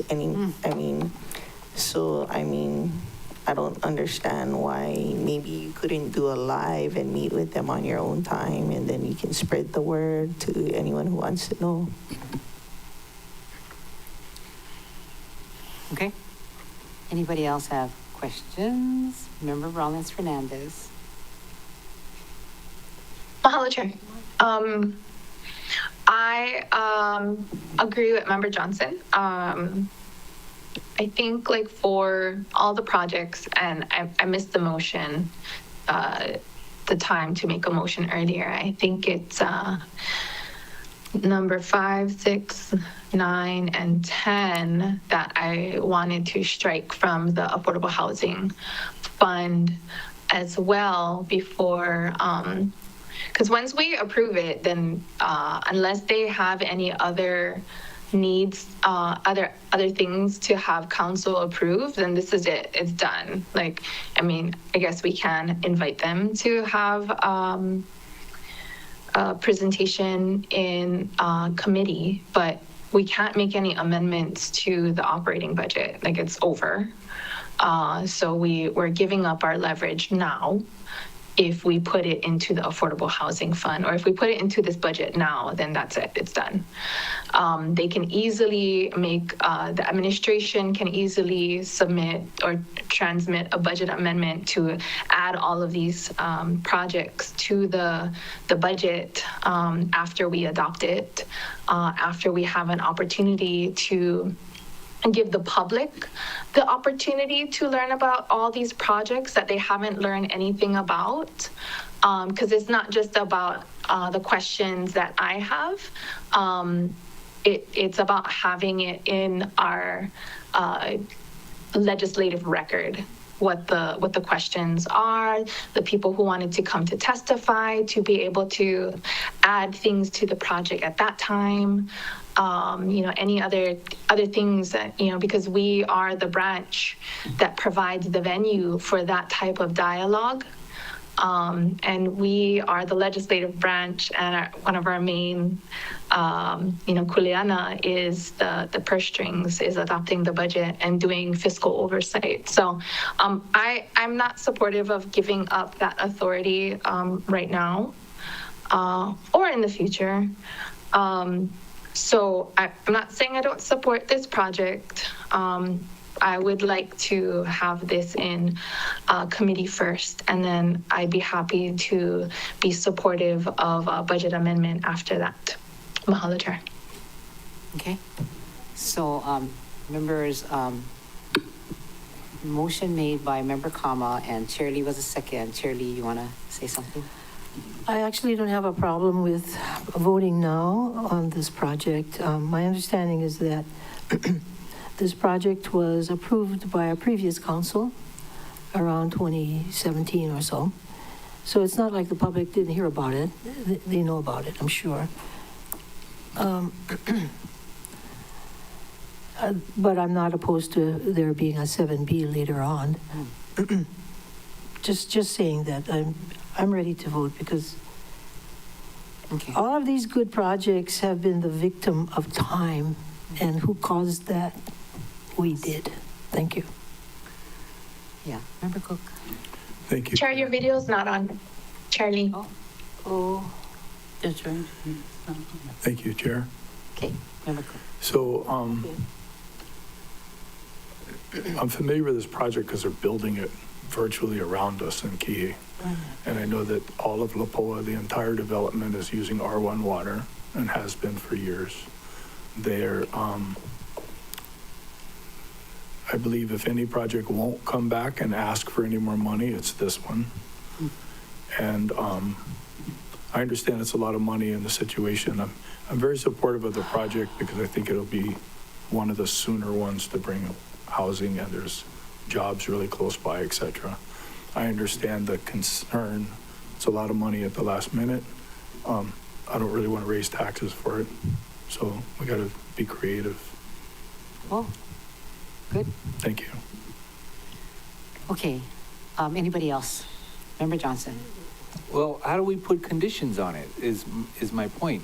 Where and when is our role besides just writing the check, which I support writing checks for good affordable housing projects, but I want to have some say in the conditions. This is just me thinking outside the box. I don't even know if this will work, but maybe a lawyer can answer. But what if we put the condition after it passes out of committee with a majority vote, then the money gets distributed? I don't even know if that's possible. I just figure we should be able to have a say and put conditions. Like what Councilmember Rollins Fernandez was saying, the community wants to come in and talk about it. If I agree with some of those points the community is talking on, I'd like to put that condition based off what the community has to say on it. So I don't know, is that a thing we could do? Could say that once it passes out of committee, it has to pass out of committee, then the money could be, allocated, or is that not a Then thing? it gets allocated. Is that what you just said?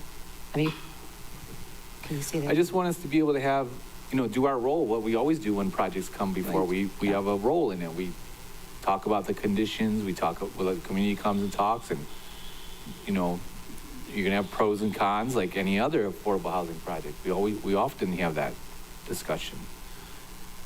So, is that something we could do, is just to have it, the money, like, once it passes out of committee, then the money could be allocated after the fiscal year? Ms. Toshikio? Ms. Toshikio. Yeah, sorry, Chair. I just kind of wanted to jump in because I'm not familiar with this project, but maybe some other people who know the history of this project would know better whether or not the project already has its approvals and entitlements, because then in that case, it wouldn't be going to council for any additional approvals. I can't think off the top of my head what would then be the trigger, because it sounds like the request is to have discussions in committee, not necessarily pending approvals by this body if those approvals are already passed. Just maybe Ms. Director Milner can give us a quick history. Is this fully entitled? Has it gone through the committees at one point? Ms. Milner.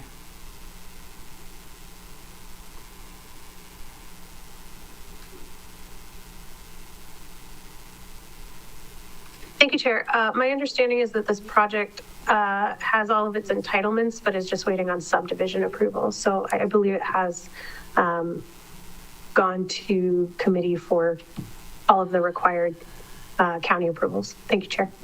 All right. Thank you for that. Thank you, Chair. Okay, any other questions?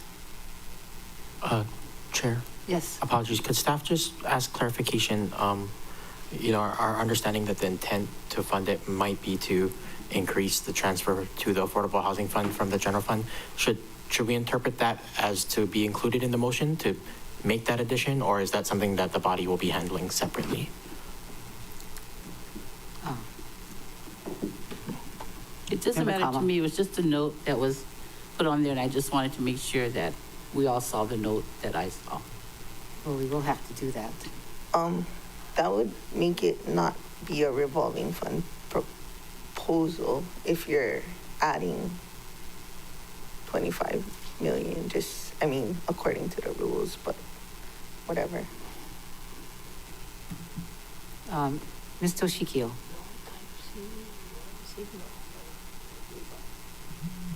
Did you hear? Yes, Chair. Yeah, okay, did you hear what Member Paulton said? That if we add general funds to. But not, That's your that's not a rules. legal question. That's your Yeah, I believe rules. that's a budget procedural Law question. rules. Oh, okay, thank you. Okay. Okay, anything else?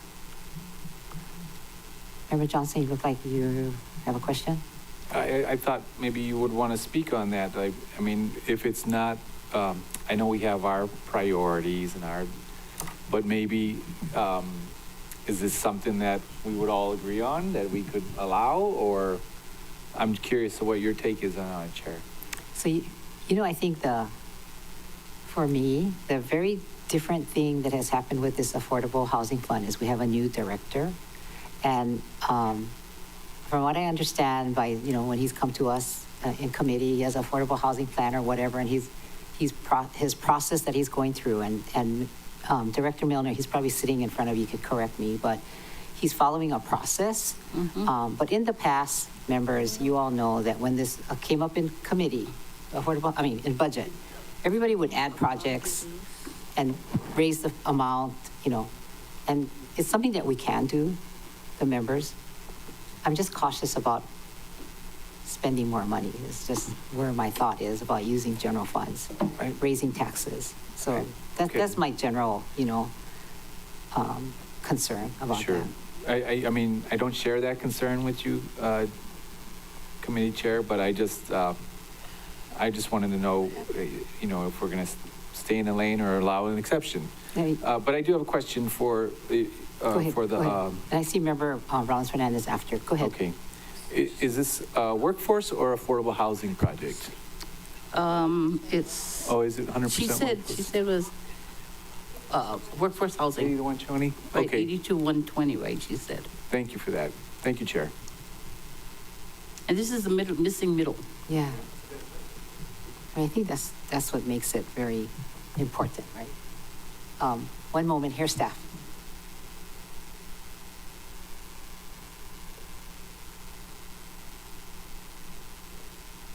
Okay, Member Rollins Fernandez.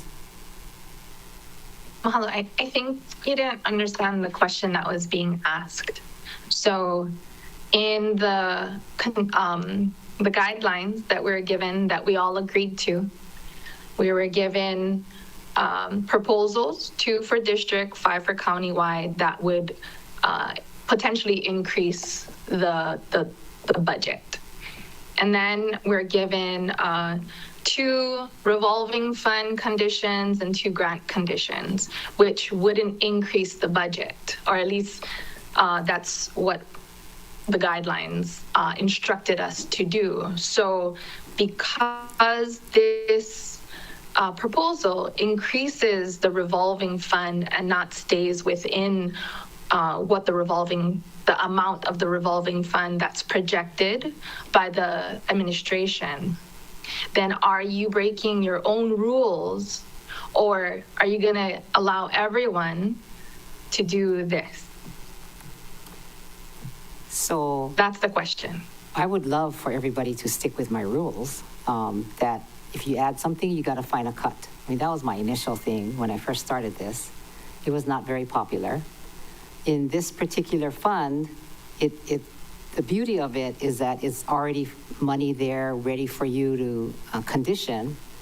But in this case, it's, taking us over the limit. So members, it's your call, your call. Because we're definitely not finding cuts for everything we add, and more than this fund. I'm open to hear what you have to say. Member Kama. Well, what if we increase the affordable housing fund from, I think, used to be 3%, Mayor put in 2 more percent, and what if the council added 2 more percent to the affordable housing fund from the RPT? Okay, Mr. Hanano. Legal, is that something for Christina Toshikio? No, it's not a legal question. This is a policy question. This is for our committee to decide.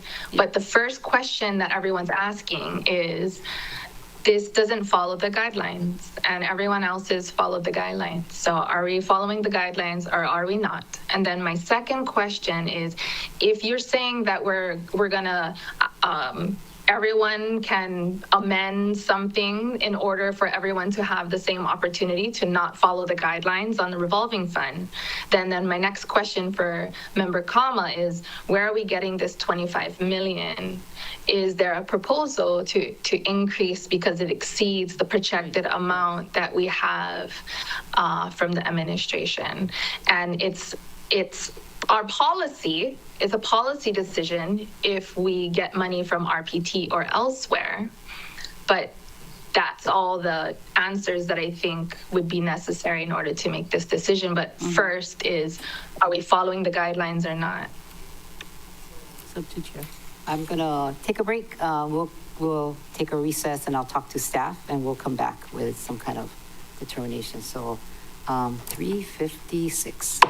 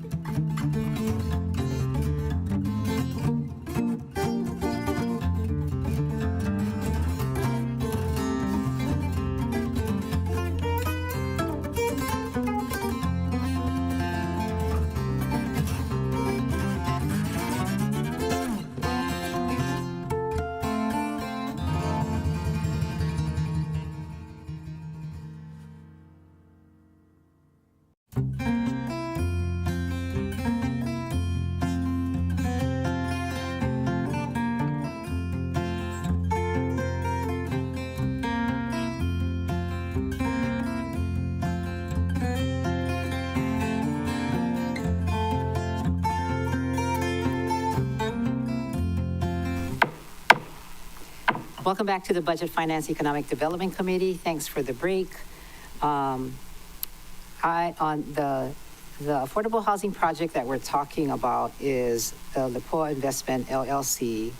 And in the Affordable Housing Fund, member comma. And the question is that I guess there's $1 million, and, you know, we'll take it from there. Shirley. Didn't we just vote on 7 million for Lanai? Oh, 5 million. But there was 5 million. and it, yeah, it wasn't a general fund. Oh, it was It general wasn't the housing, yeah, in the pot, not this revolving fund. Okay, so that might be an option for Pro Tem Kama. Yeah. But then, you know, by following your suggestion, the person who goes first gets whatever the balance is, and Shane Sinensi has nothing, or maybe even us, second and third and fourth already. So I can't see where that is a fair method of determining, you know, who gets a revolving fund from funds from the Affordable Housing Fund. Okay. So I think that from a practical point of view, I think we should go through the whole process and then see how much we're over, and then to collectively find a way to add or subtract together. Okay, thank you. Makes sense. Member Paulton. The way we addressed what Member Lee said last year was take them up together, like, and that's how Member Kama and I split the remaining 6 million, 3 to the parish and 3 to the land trust pilot. I would propose we vote on a revision of the rules in looking at the dollar amount of her thing. And also looking at a lot of the Affordable Housing Fund projects, their loans, too. I would be okay with revising the rules. If somebody had a priority that didn't align with the rules, they could move it from a revolving fund to, like, I guess this would be a countywide priority because not only Kihei people could live there. And the penalty would be subtracting 3 of her countywide priorities. That would be my proposal, that's your for us to vote on. Because it's a fairly big ask to add 25 million to the Affordable Housing Fund. And as the people are in our resource in the gallery, if they're okay with it being a loan, because some of the other affordable housing stuff are loans. And I'm not sure about that. Sometimes they say non-reimbursable loan and all of that, but it's a rental housing project, and their workforce housing rents are pretty high, as we hear from the Kaulana Mahina folks.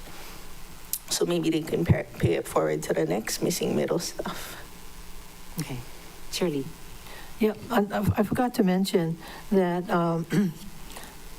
there was talk to review a suggested project. Now, we haven't reviewed any in the Affordable Housing Fund, really. Yeah, all these new We're familiar with a few, but the rest are all from the mayor. Unreviewed, unvetted. So it's like giving that share to him without any question. You know, his is not vetted, but ours, but we end up with a balance of 1 million to share on amongst 9 of us. I just don't see how that's fair. Thanks. Member Rollins Fernandez. Mahalo, Chair. So first, we have to take up the rule amendment so that there's fairness amongst all the council members since this didn't follow the guidelines. And then there would be fairness. I could be supportive of what Member Paulton said, proposing letting all the council members have that opportunity to exceed the revolving fund or exceed the proposed grant amount in order to fund whatever, their proposal was. And then if this were to pass, I could be supportive of adjusting for just how large of a request this is, without any proposed cuts. But I'm also not opposed to increasing, non-owner occupied tier 3, which is why I made the ranges a little bigger so that we could go higher. And then I would like to add information commenting on Member Lee's last comments about how these projects that have come before us are not vetted, because as we all know, they are. There's a committee that scores it. There was 19 applications and we received the top 12.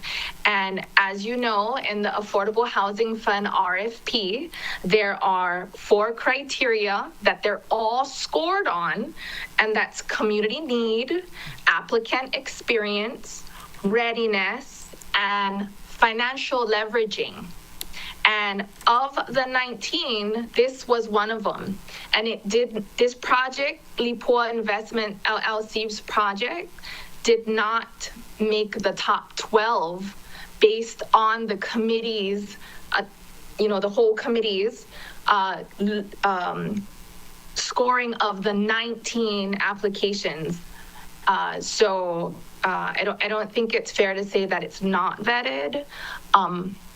I agree that I would like to, be able to have it in committee before voting on it.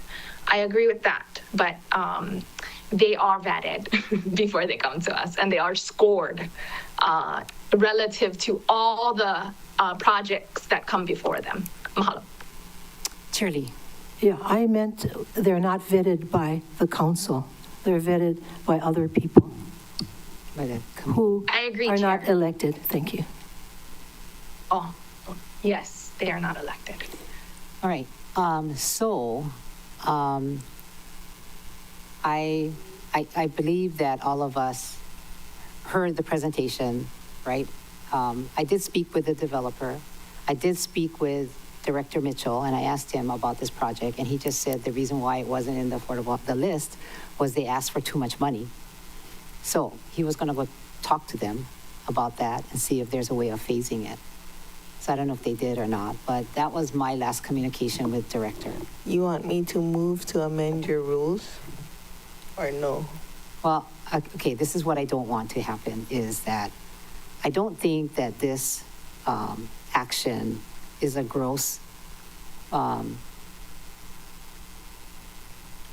is grossly not following the rules, right? Because what they did was they applied to this particular fund. This just so happens that now, like what Shirley said, no more money.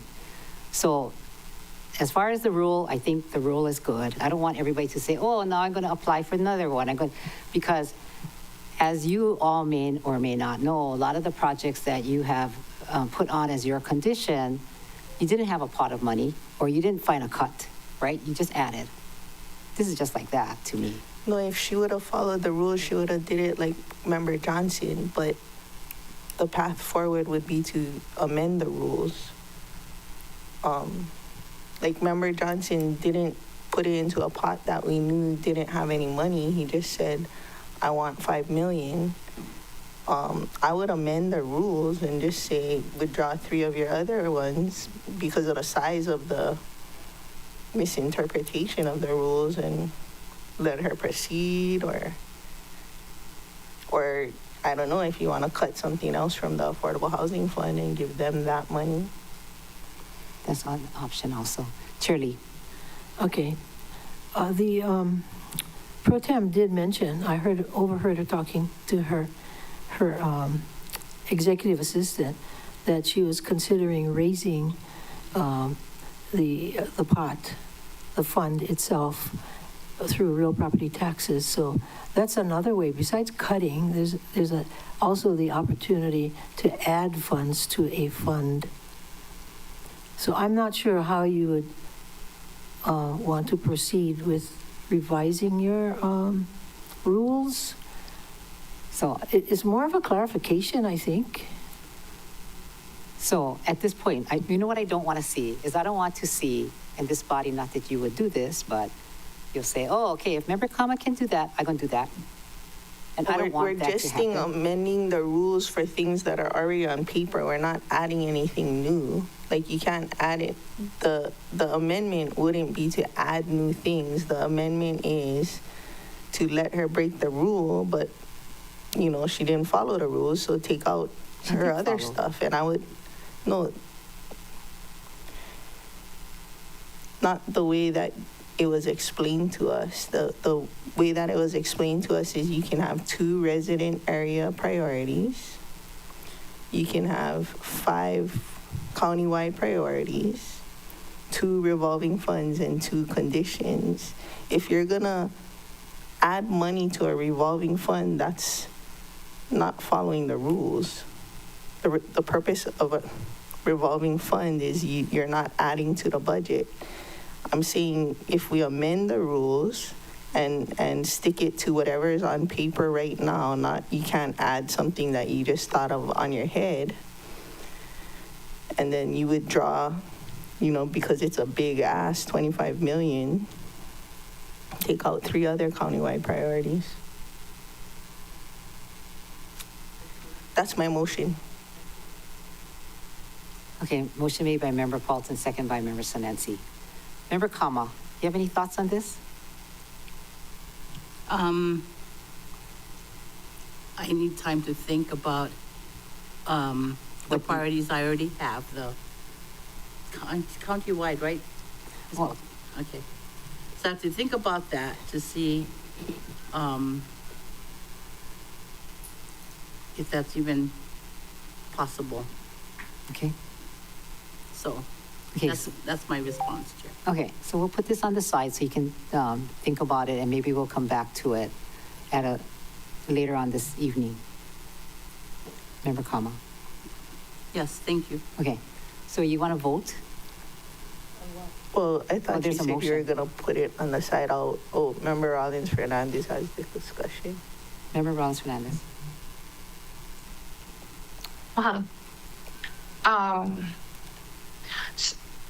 So there's the rules as they are and how everyone followed it or didn't. So that's one issue. And then I would be supportive of the motion, I guess, like, if this passes. I don't know if it's gonna pass, and I don't wanna penalize Member Kama if it doesn't pass. So we can think about it a little more. I'm gonna vote no on this because I would like to be able to discuss it in committee first. I could, potentially be supportive of increasing the affordable housing fund to make room for this project if after committee review, we're supportive of that project. But the first issue I'd like to dispose of is amending the rules to make it fair for everyone. And then that way we're all discussing it together.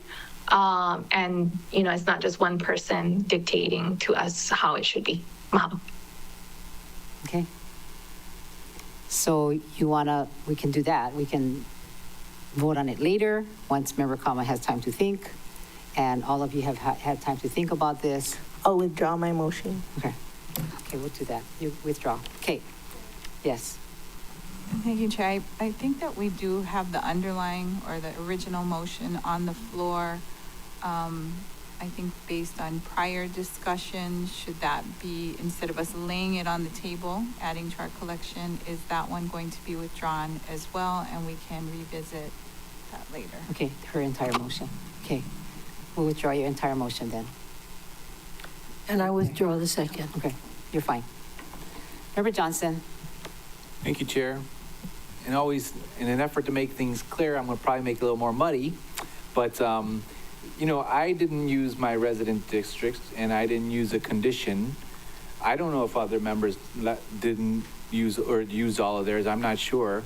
But for myself, in an effort to collaborate with people, I wanted to leave a couple extra spaces because we didn't know other priorities until it came up the day of. Mm-hmm. So I'm just trying to, like, you know, maybe if you could consider, like, I have some openings, but I had also had some big asks, right?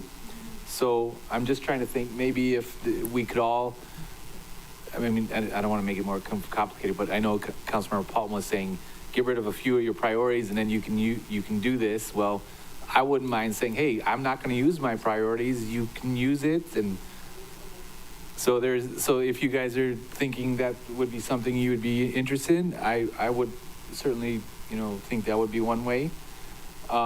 That being said, as far as the project, I would like to have it come to committee. So even though we would, you know, I still want to have that discussion. I just don't know enough about that project to really vote on it today. But if you guys want, I could hand out my priority if that's something that the body would consider. Okay, Charlie? Would that be a rule change? So we would be voting on a new rule that members can, Swap. well, not only swap, but just, I have a couple of priorities I'm not going to use anymore. And so can we make adjustments? Can we give our portion, or whatever you call it, to another member so that their project can go forward? I don't know how you word that. Michelle, how do you word that?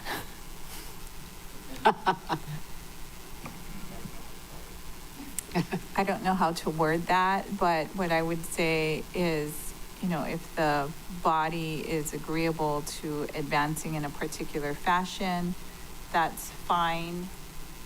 I'm trying to recall if you actually did a formal vote on the quote-unquote rules at the beginning, or if you just kind of stated this is how it's going to go and nobody objected. So that really is up to the chair how she wants to run her meeting. If she wants to change the procedure, she is free to do so as long as everybody is in agreement with how to move forward. If they're not, you know, you folks can debate it on the floor and come up with a decision on how to move forward from here on. Thank you. Okay. Tom, Member Cook. Thank you, Chair. I'm just thinking, isn't what we're talking about doing now pretty much what we did last year?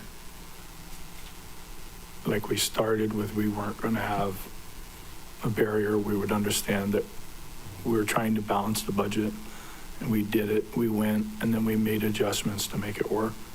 So is that this new proposal versus the existing? Is that correct? I think it's our process, right? So everybody submitted your priorities and, you know, or your conditions. And really, members, at the end of the day, I would like to see us cut back. Because right now, all we've done, right, is add, or condition, right, into a pot like Affordable Housing Fund or whatever it is. So there's been, you know, no net impact of that. But at the end of the day, I think we need to look at all that we're doing and figure out what it is we want to do in terms of this body and what we want to move forward to send to the mayor for the new budget, right? So right now we've added. So whatever Member Kama has done is kind of similar to what all of us have done. It's just that the Affordable Housing Fund, like Chair Lee said, has run out of money, right? I mean, available funds, there's like 900,000 left. But like what Member Johnson did was he added, you know, his project to the general fund, basically, you know, to the housing fund, not Affordable Housing Fund. So it's very similar to what we have been doing. And I think the real lesson, the real moment we're at is that at some point, we're going to have to decide, do we want to send the budget to the mayor with his 1.5 million and all of ours on top of that, right? So we're going to add, or do we want to look at where can we cut? You know, those are the kind of serious decisions going forward. Sorry. Well, for one, I'm ready to sorry, tax not the done. rich. That's all I'm saying. You're what? I'm ready to tax the rich to get these things done, because these things are here to help the folks. You know, this is affordable housing projects we're talking about. We're talking about helping out farmers. We're helping our nonprofits. There's plenty of wealthy people in this town that could simply add to the budget and leave our folks alone who are getting killed by these big assessments. Member Cook. I kind of lost my train of thought. I'm sorry. It was going to be, this is what I was going to say. We have been making cuts along the way, and that was part of the process of getting from OCS at the end of the day where the cuts were, where the ads were, where we're at. So to counter what you just said, we haven't just been adding, we have been making cuts, but we don't really have a clear picture of the extent that we have cut. Like I reduced environmental management by $345,000, you know, here and there. Now, granted, way on a proportion to some of the ads. When will we know where we're at with the ads and subtracts is one thing. I'm an advocate of moving forward and understanding that what you're striving to do is to meet the budget or lower the budget is our goal and objective, but we won't know that until we get through with all this. Mm-hmm. You're right, until we're done. So along the way, you know, it's never really been a requirement for you to come up with a cut if there's an ad, right? Everybody's just been adding. So very kind of similar to, you know, this discussion regarding the Affordable Housing Fund. And I think in the past, I think we just added stuff to the Affordable Housing Fund. We never took it quite this narrowly. This is something different from this administration that was not like that before. Member Rollins-Fernandez. Hello, Chair. So when looking at revolving fund or grant pots to put our priorities in, we first assess, is there enough for my proposal? And when knowing that the Affordable Housing Fund only had $1.9 million more, obviously 25 million far exceeds the remaining balance of 1.9 million. So it wasn't like just so happened it worked, but True. To Deputy Director Kawasaki's earlier remarks about whether we had a formal vote, we did not. To your credit, Chair, you asked if there were any amendments to the guidelines as we were going to follow the process. And I think we had some discussion, but we didn't make any changes. We all agreed, and there was consensus that we would follow these guidelines. I think in pretty much every budget session, under you, under me, we have made changes throughout the process if we wanted to make changes. I see a committee chair or any chair as the facilitator of the meeting and not having, a dictator-like status to make the determination and have full discretion. But to your credit, Chair, you have not been doing that this year, and I really appreciated that. You've been doing a really good job at asking us for our feedback for every step of the way. I didn't say that enough, but I appreciated that you did that to ensure that the group, that there was consensus throughout. So I think where we're at now is we discovered that there was, one proposal that didn't quite follow the rule. And so how do we dispose of that? And there's been some ideas. And I think perhaps one way to dispose of that is, we'll just take a vote if, together the majority is going to say that it's okay that this deviates from the guidelines as we all had consensus on in the beginning of budget session. And if Member Johnson has some ideas and wants to put it to a vote, like here are some of my unused priority proposals that I'd like to offer Member Kama, and then we can put it up for a vote. So perhaps any deviation from the guidelines can just be put to a vote and we decide at that point. Mahalo, Chair. Okay. Wow. Very interesting. Thank you. So, members, we gotta decide on this, So I think what it looks like is Member Johnson, you're gonna give up one. Oh, I thought we were tabling it. Oh, We're gonna we can table it. But based upon what you just said, I thought maybe you guys want to make a decision, then Member Kama can decide how she's gonna do whatever. Well, Chair, I have one condition and one resident district residency. So would that follow under conditional? It would Or be, it doesn't have to be countywide. your district. It would be a Cannot district be. priority, and it would be just a different district than hers, right? yeah, you're not in the It's same in South district. Maui. But it doesn't have to be her district, does it? Right? It could be any, it's very district specific. Well, That hey, building ain't moving nowhere but South Maui. That's building in South Maui, but not necessarily everybody gonna be from there. I think the district would be ideal for it because, Staff, oh, no, I'm gonna ask just for clarification. I want everybody to just, based upon what Member Johnson just said, could Member Kama then use one of his district pukas priorities. to fill this, do this project? You have this? You have the list? Well, Chair, apologies. I don't think as staff we can provide the definitive answers. I can perhaps provide some things to consider. One would be that the way that we interpreted the countywide versus residency area priorities is that countywide impacted 2 or more residency areas, and residency area would only impact that one. So I think the body would need to deliberate or consider, does this only impact one, or does it have impact across more? And then I do think, I don't think the body discussed rules relating to allowing members to use each other's priorities this year, but I think that has happened in the past, if I'm recalling right. So I think that would be another matter that the body would have to consider. Thank you, Chair. Like what Chair Lee likes to say, share? Okay. To me, it would be countywide, because people from all over the county could live there. Yeah. But, and it's not like an entitlement thing, because it's already entitled to be built.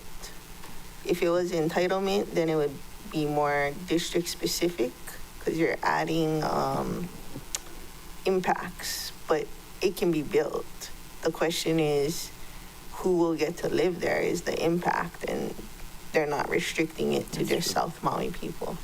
Well, members, I don't have a non-district priority. If anybody else has it, I mean, that's my offer on the table. That's all I got, folks. So, yeah, sounds like it matches.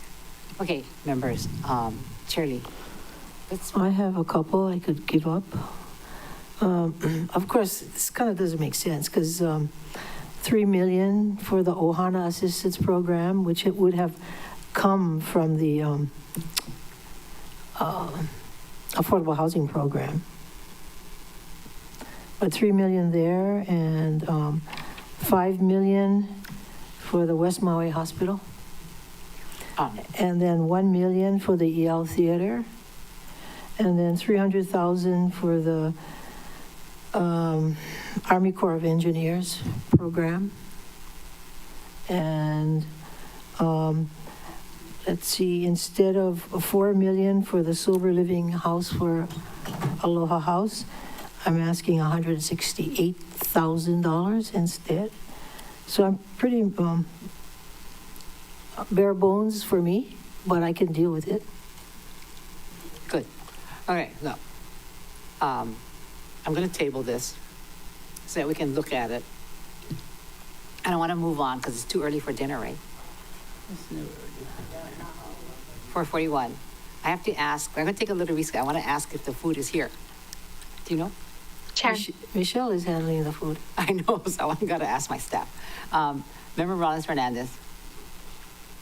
Mahalo, Chair. I have a flight at 6:50. I've been texting with Miss Yoshimura to let her know that I'll be on and then off. But if we leave on time at 6:50, then I should, arrive at like 7:20, and then I'll be driving up. So, Okay.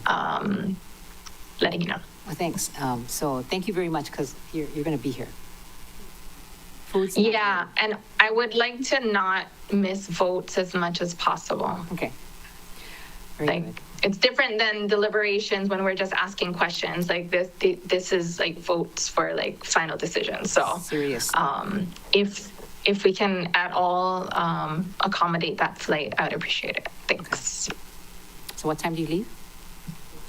6:50. That, I mean, when you get to the airport. 6:50, and my understanding is that we may be going till 9 p.m. And if that is the case, and if we're still going when I'm flying, then I'd really like to have a recess during that time. I'm okay to eat dinner at 6:50. I don't know how you do it. I'm It's not hard. a senior It's citizen. hard. Yeah, She that's fine. snacks all day. Okay, that's fine. So when you're in the air, then we'll be eating dinner, I guess, right? So you're going to still be in the Oh, meeting. but also I don't want everyone to get hangry or anything. So please Hangry. eat if you need to. Who, us? You don't have to wait for me the eating part. Just Okay. wait for me for the voting part, please. Okay, so anybody else have any more projects we can talk about for housing while we still have Member Rollins Fernandez here? Anybody? You did yours, Tom. I have one, and I think Chair Lee has one, but it sounds like she gave it up. Okay. I gave So it can up. you tell us what page it is on the priority list for yours? Yes, mine is on page 27. It's the last page. And that it's the letter Z, Homeowner Programs Revolving Fund. It's the same fund that Chair Lee had her proposal in. Okay. And so I moved to add the following condition. Up to 500,000 must be used for a volunteer housing deed restriction program on Molokai. Second. Okay, motion made by Member Rollins Fernandez, second by Member Paulton. Okay, and that is, I see, the third item on that page. Any more discussion? Correct. Fourth item, Chair, there is a projected balance of $5.7 million with $130,000 in conditions. So there's a lot of space for my $500,000. This would be, so I've been talking about the voluntary housing, the housing part's throwing me off. Okay, the voluntary deed restriction program, and HB 740, which is the legislature is in conference committee on this, which would provide funding through HHFDC for voluntary deed restrictions. They are limiting their deed restriction grants to be toward ADUs. My proposal is not, because the discussion that we had was there's a lot of projects going on throughout the county, Lanai included, which I'm super supportive of and I'm excited for everyone. We don't, on Molokai, for those that I've talked with, having a whole new subdivision on Molokai isn't really how we do housing on Molokai. We do housing by building, on the lots that we have, and by extending or modifying the houses that we have. And so by having, this as a grant, it can provide our residents an opportunity to do repairs or extensions and improvements to their existing home so that their growing family will be able to, have a place to live nearby. And so the deed restriction program that I would be working with our housing department, with our director on, would kind of follow the program of like Eagle County's Good Deeds program. I know everyone had their individual meetings with the housing director and deputy. And I asked, I've been asking him if we can start a pilot program, and they're still working on building capacity, but I asked if we could do just a few on Molokai just to start off, and then that way we'll be ahead of the other counties as far as having an existing program, which will give us an edge in getting funding when HB 740 passes into law and creates this new program under HHFDC, because we'll already have an existing program. You're welcome. That's good for Molokai. Thank you. Here's Ms. Toshikio.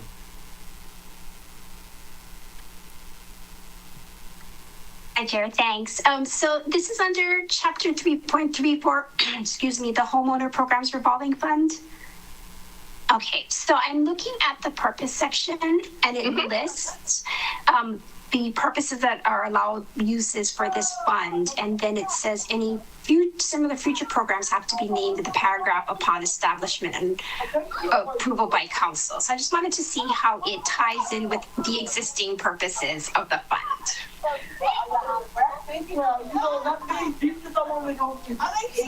Which part? Oh, sorry. The kids basketball, they just finished, so they're all coming out by my office. Cool. And having fun, for sure. So it's pretty I'm limiting. looking at 3.34.020 purpose. Are you talking about the first sentence? Well, it says that grants from this is a second sentence. So it lists that grants from this fund will provide capital to first-time home buyers through the first-time home buyers down payment assistance program, matching funds through the IDA program, and the Ohana assistance program, and for similar future programs to be named in this paragraph upon establishment and approval by council. So I think that we would have to amend this purpose section to include any new programs that don't fit within any of the existing programs. First, or before the money is distributed? Because it can be, the code can be amended before the funds are distributed. It can go into the budget and then we can create the program. I don't think that we can condition the fund if it's not an allowed use of the fund at the time. I think we can do it at the same time, and that's what we did with the Ohana Assistance Program a couple of years ago, where they passed concurrently. Okay, we'll do that. Okay. So it's possible you just made Chair Lee think about how come her project is not done yet, but. What, I'm sorry? Oh, that's okay. We're talking about your Ohana. Oh, Your the pride and joy of Yeah. 3 years ago that hasn't started yet. Thank you. Yeah. Okay, so, Don't remind Lee. all right, so motion made as a motion by Member Rollins Fernandez, and is it second by Member Paulton? Did you? Okay. And we have to pass another law simultaneously. Is that what Ms. Toshikio said? Correct. Ms. Toshikio, did you hear that? Gotta Yes. pass another, you're gonna work on Either it? prior to the either prior to the passage of the final budget or concurrently. Okay. All right. Y'all fine, everybody? Oh, Member Rollins Fernandez. And then okay, so I know how it's written on the spreadsheet, but I'd like it to say the following condition: up to 500,000 must be for a volunteer deed restriction program on Molokai. Okay. Take away the housing then. For a volunteer deed restriction program, take away the word housing, right? In your write-up. Okay. All right, members, any more discussion? If not, we can vote.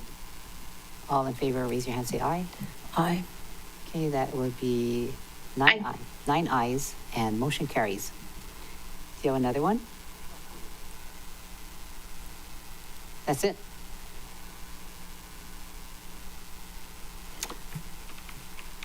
Member, I'm sorry, Director Milner. You're spending so much time with us. Thank you, Chair. I'll stay budget director, but I appreciate the work you all do. Thank you, Chair. I just wanted, we talked briefly earlier about a housing buyback. Did you want me to address that now? Oh, okay. So, members, this is a brand new item that Director Milner would like to talk about, and it's something that the Housing Department was going to send a budget amendment to us regarding this. So, Ms. Milner, please discuss it, and then we'll see if the members want to take it up now, or is it time sensitive?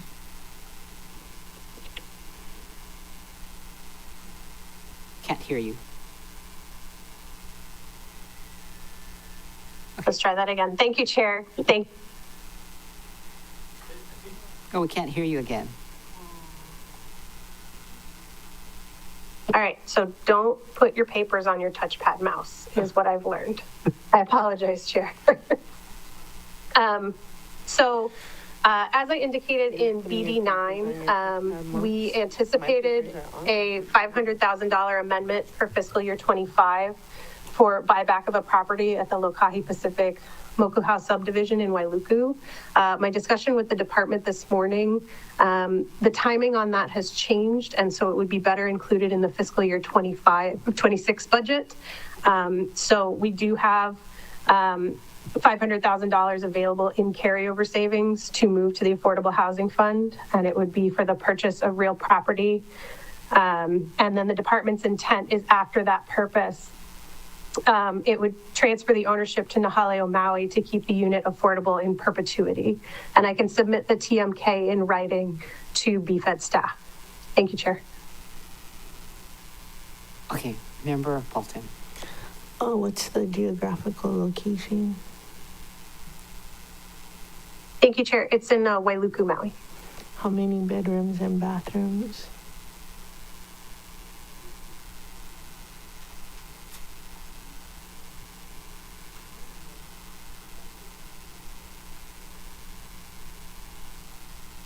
I will look into that and let you know, Councilmember Paulton. Okay, so you need somebody to make a motion right now, is what you're saying? Yeah, it would be brand new. And it wouldn't count towards our priorities because it's the mayor's thing? Only against Director Milner. It's Director Milner's thing? It's not Oh, it's a house actually for her? Samalu's. It's actually Samalu's. It's not a house for Samalu, right? No. But he mentioned it to me. I'll make the motion for Deputy Samalu. Okay. Okay, so motion made by Member Paulton, second by, And just clarifying, it's not for him to live in. no, it's not. That Just was a good- clarifying. That was a good joke. So, staff, did you get that? You want to repeat that? I want to make sure we get this correct. And you can get more from Director Milner. Yes, Chair. So right now, staff's understanding of the motion on the floor is to recognize an additional $500,000 in carryover savings, appropriate that from the general fund, include that in the transfer to the Affordable Housing Fund, and then recognize that condition under the Affordable Housing Fund. Up to $500,000 must be for a house buyback at property, at tax map key, and then we'll get the tax map key from Director Milner, something along those lines. Permission to mess around with it a little bit if needed. Thank you, Chair. Sounds like what we heard. Chair Lee. Since Director Milner is offering proposals, did she offer a proposal to cover the $7 million deficit? I missed it. I don't think I was here that day. No, that was when we got the certification. Right, yeah. did you offer to cover the shortage, Director? Thank you, Chair. Thank you, council members. I think there are several avenues that you could take to cover it. I'm happy to discuss them with you. But, you know, we could reduce the transfer to OPEB. There are several things you could look at to cover the deficit from the certification. Thank you, Chair. Those are the things we don't want to do, right? What you just described. I thought you were going to say I do have a motion on the floor. you have more carryover savings for us. Ms. Toshikio. Yes, I might have some of the answers to the questions. I pulled up a document. I just wanted to confirm that this is the Moku House subdivision property, Ms. Miller? Yes, that's correct, Mr. Shikio. Thank you, Chair. Okay, so if this is the one that I'm thinking of, I think it's a 3-bedroom, 2-bath. And the tax map key number is parent 2 3-4-033:005. Thank you. Coming from a lawyer, that must be correct on the tax map key. Thank you, and the project. Okay, members, any more questions? We'll add this, and it did come with money, so all in favor, raise your hand, say aye. Member Kama? Okay, so that's 9 ayes, motion carries. Very good. Do you by any chance have, but Director Milner? This is, do you by any chance have carryover savings 25 million that you could add for the earlier discussion that you might have missed? Thank you, Chair. No, we do not have 25 million in carryover savings. Okay, Thank you, Chair. Just trying to help all of you. Okay, are there any more discussions regarding Department of Housing? Are we done? Okay. So Wow. Chair, to confirm, we're gonna come back to Department of Housing so we can figure out what we're gonna do with the last discussed housing project? Right. Okay, There thank we you. are. And we'll see what member Kama comes up with. Okay, so are we done with housing, staff? Are we done with everything? Yes, sure. I believe that takes care of, because Chair Lee withdrew her other revolving fund for the homeowner programs. Yes, I believe that completes the priorities for the Okay. Department of Housing. Okay, let me look at my notes. Is it enough time for Member Kama to think if she wants to take Charlie's priority, or? Do you have to talk to staff? I mean, it's a policy decision, so I'm not sure why you would talk to staff. No, her staff, not our staff. Her, if she wants to talk to her staff, what she's gonna do. To take Charlie's, if she wants to I mean, take what she wants to do Charlie's with this- priority or not. What she wants to do with this whole thing. See, they discussed it.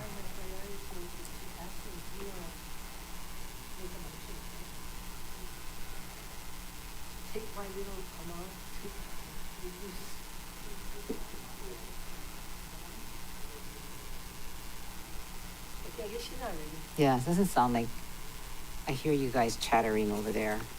All right, so are we done with housing? We're done, okay. All right, so, members, we still will deal with the director, deputy that hosts staff, the compensation, that we started talking about yesterday. And so we cannot finish this until we resolve that discussion, and that is, where do you put the director and deputy's compensation? Are those the only ones that are involved with the salary commission? Right? They told us yesterday that they had enough money in the salary adjustment to compensate the director and deputy director, as well as possible bargaining unit increases. So I remember a conversation that some of you wanted to put in each individual department the compensation for those positions in the category A account. I could be wrong. So it would just be a transfer from their salary adjustment indicator to their salary. Yeah, so wherever it's sitting now, we're gonna take all the individual salaries and put it into the department that it actually will get paid. We can leave it where it is, countywide. Or, okay, I see no. Yes, go ahead. Thank you, Chair. Last I understood, Budget Committee staff was going to give us a list of the adjustments that were going to be required for the directors because they, with the new salary commission, they're getting paid more and different.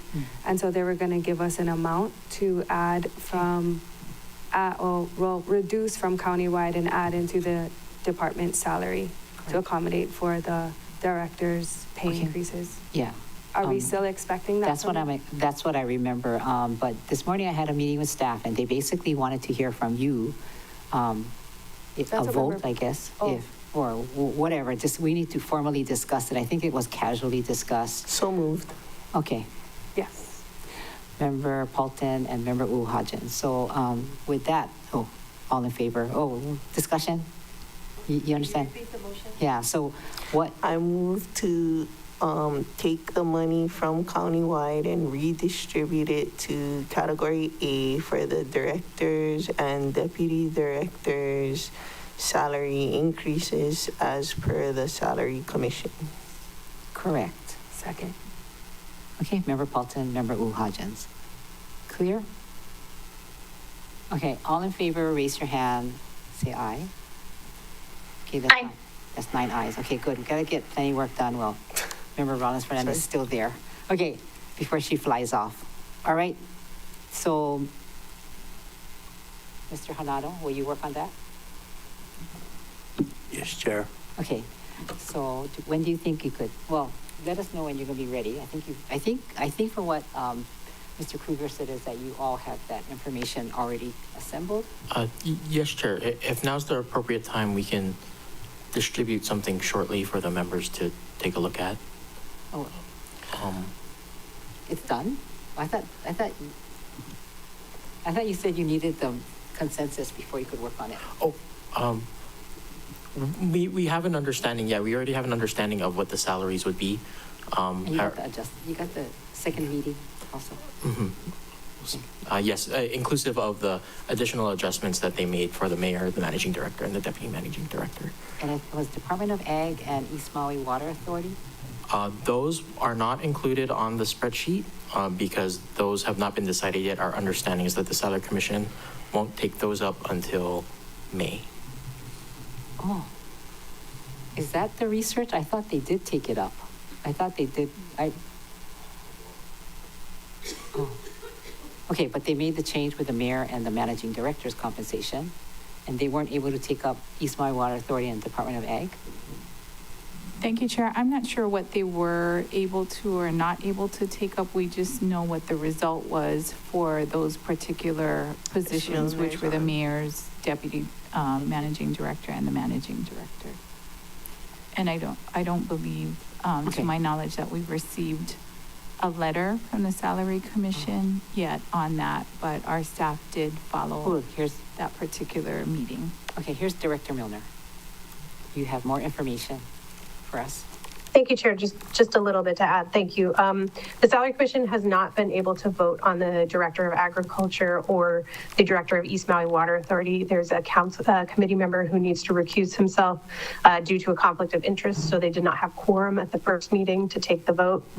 At the second meeting, they would have had quorum, but one of the members was not comfortable voting as he didn't have the background information. It was his first meeting. So they are working to ensure that they have quorum to be able to take the vote in May. Thank you, Chair. Okay, in May. Boy, this budget is going to be passed by then, I hope. Still time. Okay, so you have as much information as is available right now, and those positions are we're not able to have any kind of finality. So how do you want to deal with that, members? You want to just take it up at that time, but we'll move forward with whatever information we do have? So Consensus on liquor control. Wait, we didn't get there yet. Okay. Thought you were trying to move along fast. Oh, no, I just want to resolve we're going to just take whatever position Salary Commission has approved so far to date, and then maybe tomorrow, staff, you can present it when we start our meeting, okay? Okay, is that good? Deputy Director Kawasaki? Yes, Chair, thank you. Okay, so moving right along here. Huh? Wait, what about human concerns? We just did housing. We're gonna come back to the Lokahi Apartments. The POA Apartments. Okay, so members, where, you want to move forward and just take the next one? Okay, let's. I can Sure. hardly wait. This is Chair, so wonderful. Yes. I'm going to step away for a few minutes. Is that Okay. Do you guys want to take a break? Is that what it means? Yeah, they don't want to take a break. I need to step away. Oh, okay. Okay.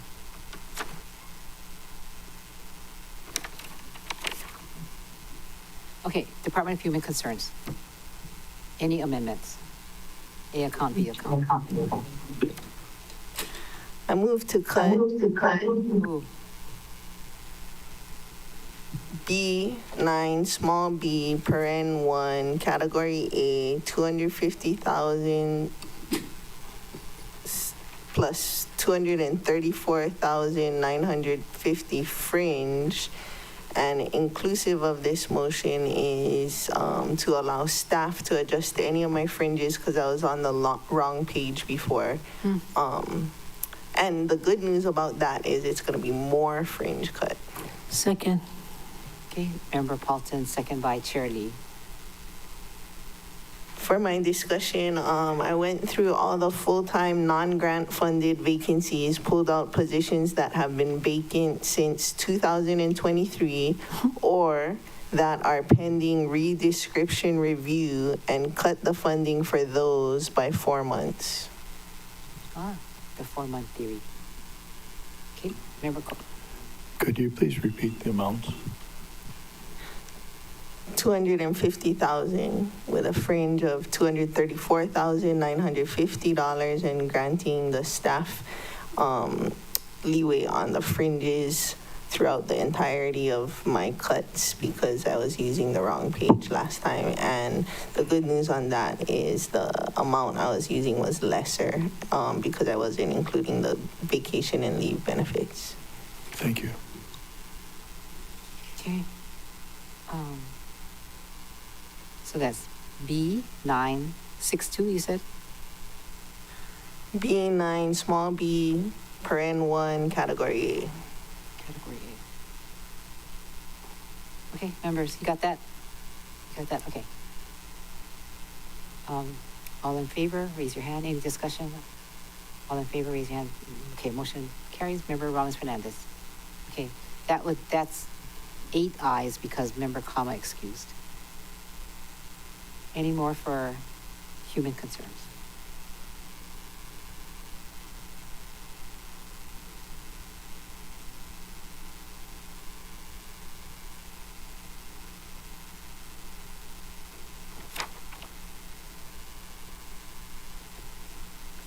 All right, so for human concerns, if we have no other amendments for A or B account, we also have CIP budget bill, page 25. Are there any proposed amendments in the CIP fund for the Department of Human Concerns? CIP.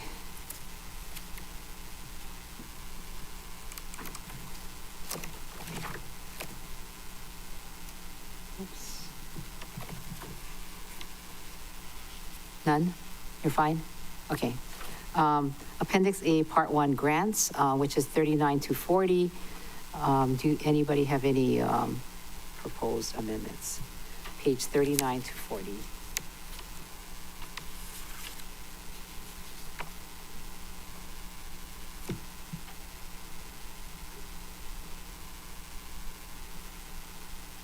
Wait now.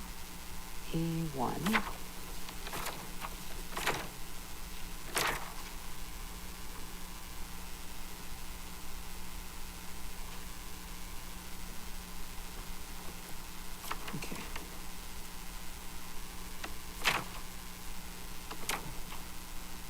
Okay, anything? No?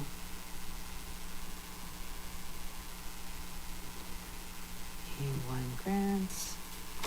Okay, Appendix A, Part 2, Special Purpose Revenues. And in here is Kaunoa Senior Leisure Program Activities on page 54. Immigrant Services Division, United States Passport Application, Facilities, Revolving Fund on page 60. 960. Okay, no amendments. That looks good. Appendix B, Rates and Fees on page 19 to 20. Are there any proposed amendments in rates and fees? So 19 and 20.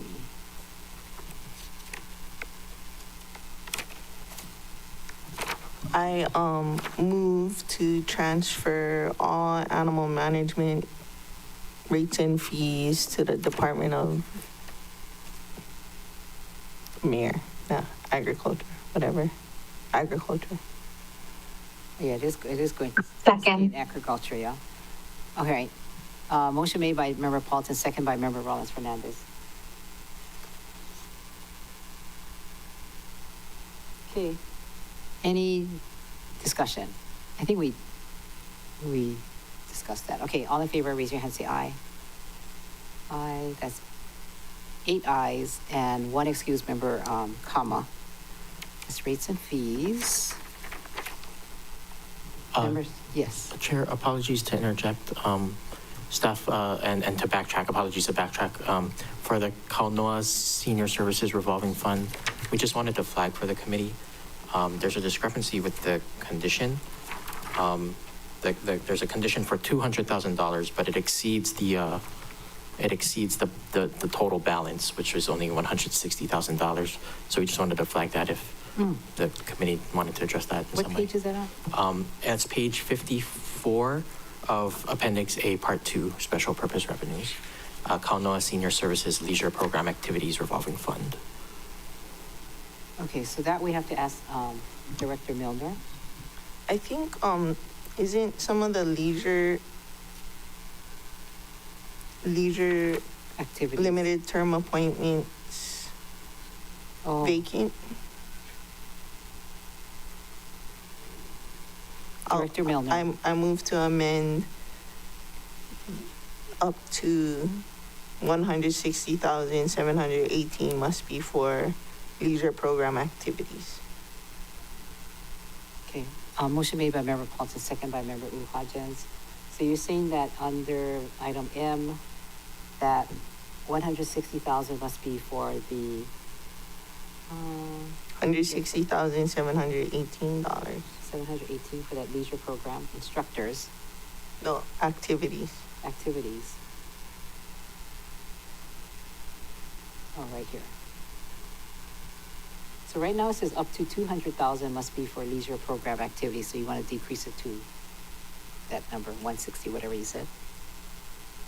Yes, because did you want me to do my discussion or something? Well, I'm just wanting to verify, that's what you want.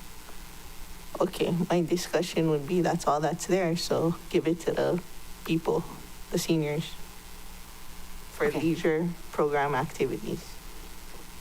Okay, because of that discrepancy, that's fine. That solves it, yeah, okay, good. All in favor, raise your hand, say aye. Okay, that's 8 ayes, 7 ayes, 2 excused, Chair Lee and Member Kama. All right.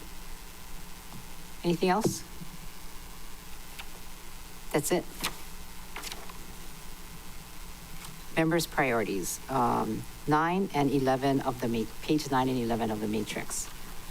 So I guess we should go by the matrix instead of calling it out.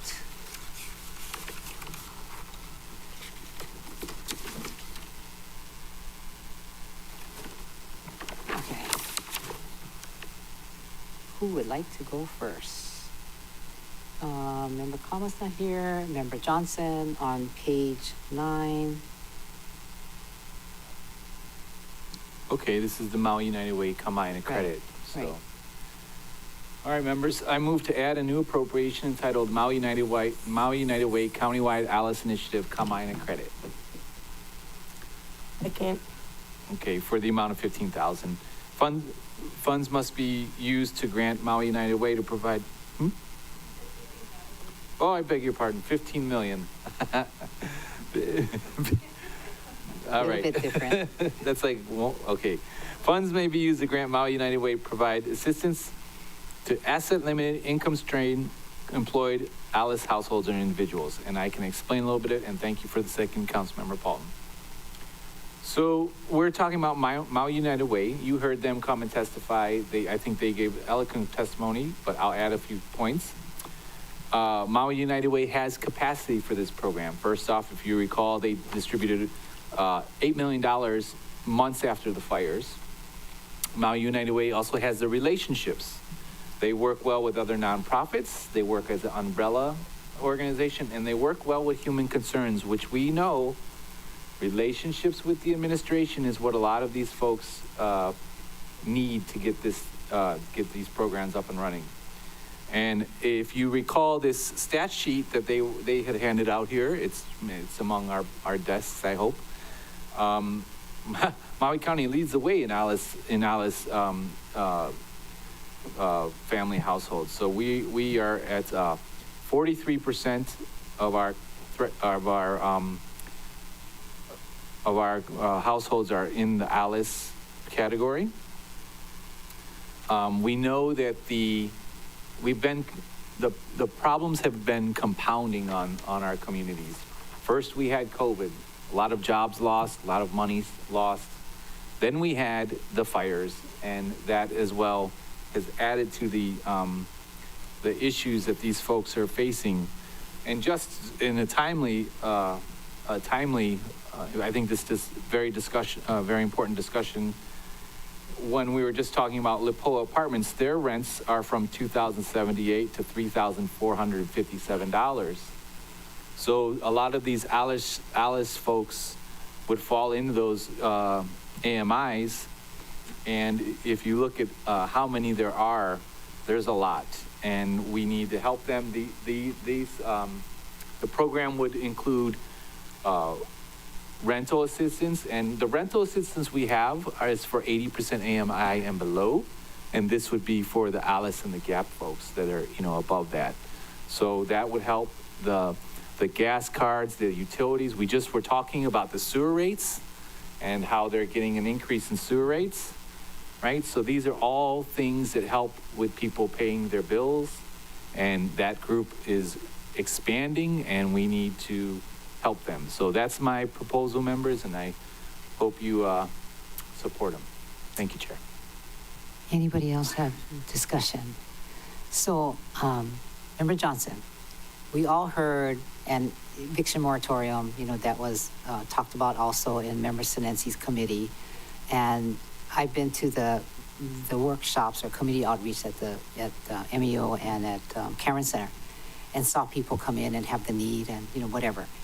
I also know that MEO, and I see Director Kabibi in the audience, that MEO has a program that they're doing very similar to what you're doing, what you're proposing, and so I'm wondering if there is a need for 15 million. Maybe we can be for less. And remember, Director Kabibi is sitting in the audience, and I wonder if she could tell us about the TANF program and all the things that they've been doing and getting funding. And I wonder if there's more funding coming, because I would hate for us to do this and the need is great, but maybe no need as much. So can I ask Director Kabibi, is it okay? Can you talk about the programs that you're doing at MEO? I'm just wondering if we need to put in so much money. Chair. And what the program is. Chair. Yeah. Chair. Yes. Chair. So this would be a deviation from our normal process right now. So I think you would need to ask the committee formally to take a position on this, because we haven't let anyone outside of public testimony speak during our decision making. True. I'm not saying I'm against it. I'm just saying that this is not part of what we've been doing. Okay. Okay, I heard her the first time, and I do think the need is that great. I don't know who your friends are, but no, I almost see. every single one of my friends need help. Well, anyway, there's a And lot they're of all people that need help. employed. And there's a lot of people that need help. I'm not saying that there is not the need, but I do know that MEO has been, since the fire, has been, helping a lot of people. And I just wonder if we need to put out 15 million of our money if there's already money that MEO is receiving from the TANF funds, which came from the state government, so it didn't come from us. And I think they're going to get more funds. Shirley? Actually, I'm just listening. I just stepped back into the meeting. Oh, okay. That's all. TANF only applies to families. There's a lot of single people out there that are saying, what about us? It's the people that consistently get left behind as well. And then, and TANF has a lot of also limitations. Like, it's not just needy families that needs help right now. People with good salaries needs help right now. Okay. Anybody else? Members? Member Hodgins. Thank you, Chair. So, Member Johnson, this is going to be from just general fund money? Yes. Okay. Does it have to be 15 million? Well, I would first say the need is that great. But I'm willing to listen to my colleagues. If you think that that's too high, I don't know. I don't think it is, but I also want you guys' support on this. How about 14.9 million? No, 14.99 million. How did you get that number? How did you get 15? Okay, that's an important question. If you don't mind me answering hers please, thank while you. you were being recognized. Oh, sorry. So when we spoke to Maui United Way, first off, that $8 million came up. It was gone right out the door, right? From the Secondly, they said it will need to be substantial, and they have the capacity to do it. When they look at the numbers of people that they need to help, that's the number that we landed on, okay? I don't, I'm one to try to, again, find consensus with the administration, and that sounds like they have a very good relationship with the administration. That sounds like they have the capacity. And you're right, it is a policy position on this body. Then just like what Councilmember Paulton says, I know a lot of people, and it's not just anecdotal. Here's the stats, right? We're overrepresented in the Alice population statewide. So I think that money can be spent. These are the folks to be dishing it out. Now, I hope that answers your question, Councilmember Hodges, but. Well, that answers Member Okay. Chair Sugimura's question. Do you have anything else? Yeah. The reason why I'm asking is we just had I know we had that whole other discussion about our internal rules for this committee, but this is $10 million, which is still a lot of money, so don't get me wrong, less than the last discussion we had where we were talking about where are we going to get this money. I just want to let you guys know I didn't use all my priorities either, and all of the additions I made kind of roughly equal to about $200,000, which is pretty consistent in how I've been in my priorities. And this is huge. And you're really good at asking for huge amounts of money. That part is consistent That's on my you. superpower. It is. And we come from opposite ends of the spectrum on that. But it is a lot of money for me. I don't disagree that everybody needs help. I mean, my husband and I, our paycheck, well, actually we're direct deposit to direct deposit, with 4 kids. It's a lot of money. Oh, So yeah. that part I don't disagree with you at all. Nonetheless, when we're dealing with tax funds, like everything else, it's still people who are direct deposit to direct deposit, helping other people who are direct deposit to direct deposit. And I know what you said earlier, I heard you, tax the rich. we're not there yet. Right. You know, in our decision-making process. So, I hear you. I will add to where else we got money. It wasn't, we looked at bonding projects, and we just did 6 million from the 2 fire stations, if you recall. That was 6 million we saved in Thank you. cash. And we looked into parks, so that we, you know, there are cuts in parks, right? And bond, you know, switching them into bonds. So I hear you, we do got to make the cuts, but our community's hurting. And that's No, I just hear you too. the reality. We're all literally just barely making it. Yeah. So that part I don't disagree. It is a lot of money for me. And like I said, just you and I come from different ends of the spectrum where mines are kind of mellow. Like I'm asking for speed bumps, you know, around Paya School. I don't disagree that this is needed. It's just a lot of money for me, and I would be happy to maybe discuss lowering that amount, but Sure. this is Okay. your priority, and I'm not going to tell you what to do, but thanks. Okay. Thanks, Chair. Chair, if we could bring Ms. Kabibi down, I don't mind having her, because she could add to this, because I have a feeling a lot of these questions, to have somebody with boots on the ground might help some of that. So I'm okay with that if the body's okay with it. I'm okay if you guys are okay. It's kind of what Chair. I said earlier we weren't going to do. Member Rons Fernandez. Correct. So we're already projecting to go till 9 p.m. So if we start to bring one person down, at what point do we say, okay, no, enough resource people during decision making? So I think we have to be mindful, like, that this isn't just like a one-time thing. This could potentially be setting precedents, because if there's other priority proposals that council members want to bring a resource in to explain, to provide additional information on why we should or should not vote on something, then, you know, at what point do we draw the line? And so that's what I'm saying. Okay. So during break, you can talk to her, and I will too. Member Paulton. I'm not sure if I was clear enough, but people that qualify for TANF are not ALICE people. And ALICE people are, you know, are working families that are on the verge of getting evicted. And we know we don't have homeless solutions right now.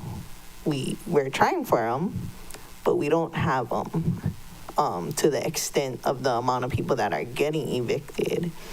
And the people that are working most times are the ones, you know, providing services. So like, you know, it could be your kid has a cavity, you have a flat tire, and you have to get a doctor's note to stay home, or you got to stay home to take care of your kid. And next thing you know, you're evicted. And we have no plan for all those people, and we have no solution for all those people. So I think this is more of a preventative than anything. I mean, Okay. when we help the most, or are we being timed? No, When we no. help the most vulnerable people, that's a right thing to do. But you also have to help the people that are working, because the people that are working make the state work because they pay income taxes. And, you know, traditional times before COVID and before this administration, those people were okay. But, you know, like they say, it's not just the middle class housing or the middle housing that's having a problem. It's like the middle class that's shrinking. And even the ones that are left in the middle class, they're not getting the support of, you know, Trump or TANF or CDBGDR or, you know, all the programs that we have to help our most vulnerable. And I'm not talking against those programs, but everyone is vulnerable now. And if we don't help our workers, then it's all just gonna go down the tubes. Okay. Any more discussion? Chair. Member Rollins Chair. Fernandez. Mahalo, Chair. And I'm after this, I'm gonna have to jump on my phone and then head to the airport. I have a suggestion for this. So I fully support this proposal. One idea that we could consider, since this is a large proposal, is putting, this proposal with the $25 million proposal together at, so that we can, discuss like all those big proposals one time, because we're going to have to also talk about how those proposals are going to be funded. So that's a suggestion. Okay. So you're saying table this too? That's what you're saying? Yeah. Yeah. Okay. Member Senensi. Thank you, Chair. Member Johnson brought up the $6 million, the CBS general funds to bond funds. So my question to Councilmember Johnson, are you going to continue on that list? Because if we continue to move from general fund to bond funding, that would clear up over $17,680,000 that could, theoretically address your priority. Councilmember, great minds think alike. That's exactly what I was planning to go down the list on. Thank you, Chair. Okay. So to be reviewed. Anything else, members? Okay. So we're going to put this aside and we'll talk about it further along with Member Kama's. I just heard a mic go off. No? Okay. Are there any other appropriation from or considerations from? You have Member Senensi. Yeah, thank you, Chair. I move to... Wait, which one is yours? Right after Member Johnson's on page 9 at the bottom. Add a new appropriation. Yes, move to add a new appropriation entitled from the Human Concerns Program Grants and Disbursements, entitled Maui Rescue Mission Incorporated, in the amount of $200,000 for the purchase of a mobile hygiene truck to tow, registration documentation for boat trucks, maintenance and upkeep for boat trucks for up to 6 months, Chair.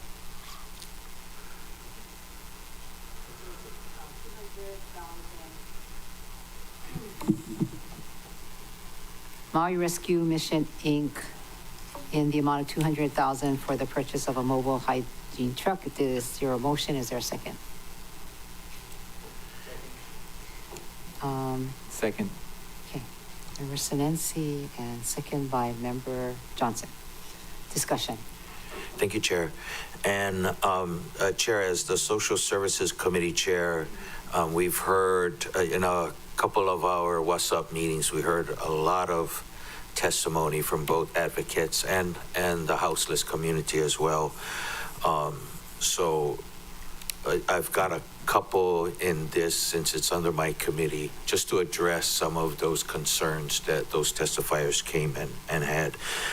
Chair, we also received the ACO Northwest report, which we spent $240,000 on, but it didn't come with any recommendations or a plan to address the houseless situation. So these are some of the things to quickly, just to summarize real quick. The report said, there was a lot of silos between the different agencies. There was distrust and division among the service providers. And so one of the recommendations or some of the core issues was access to food, water, and hygiene facilities. So this was one priority to address some of those core issues that the report had stated.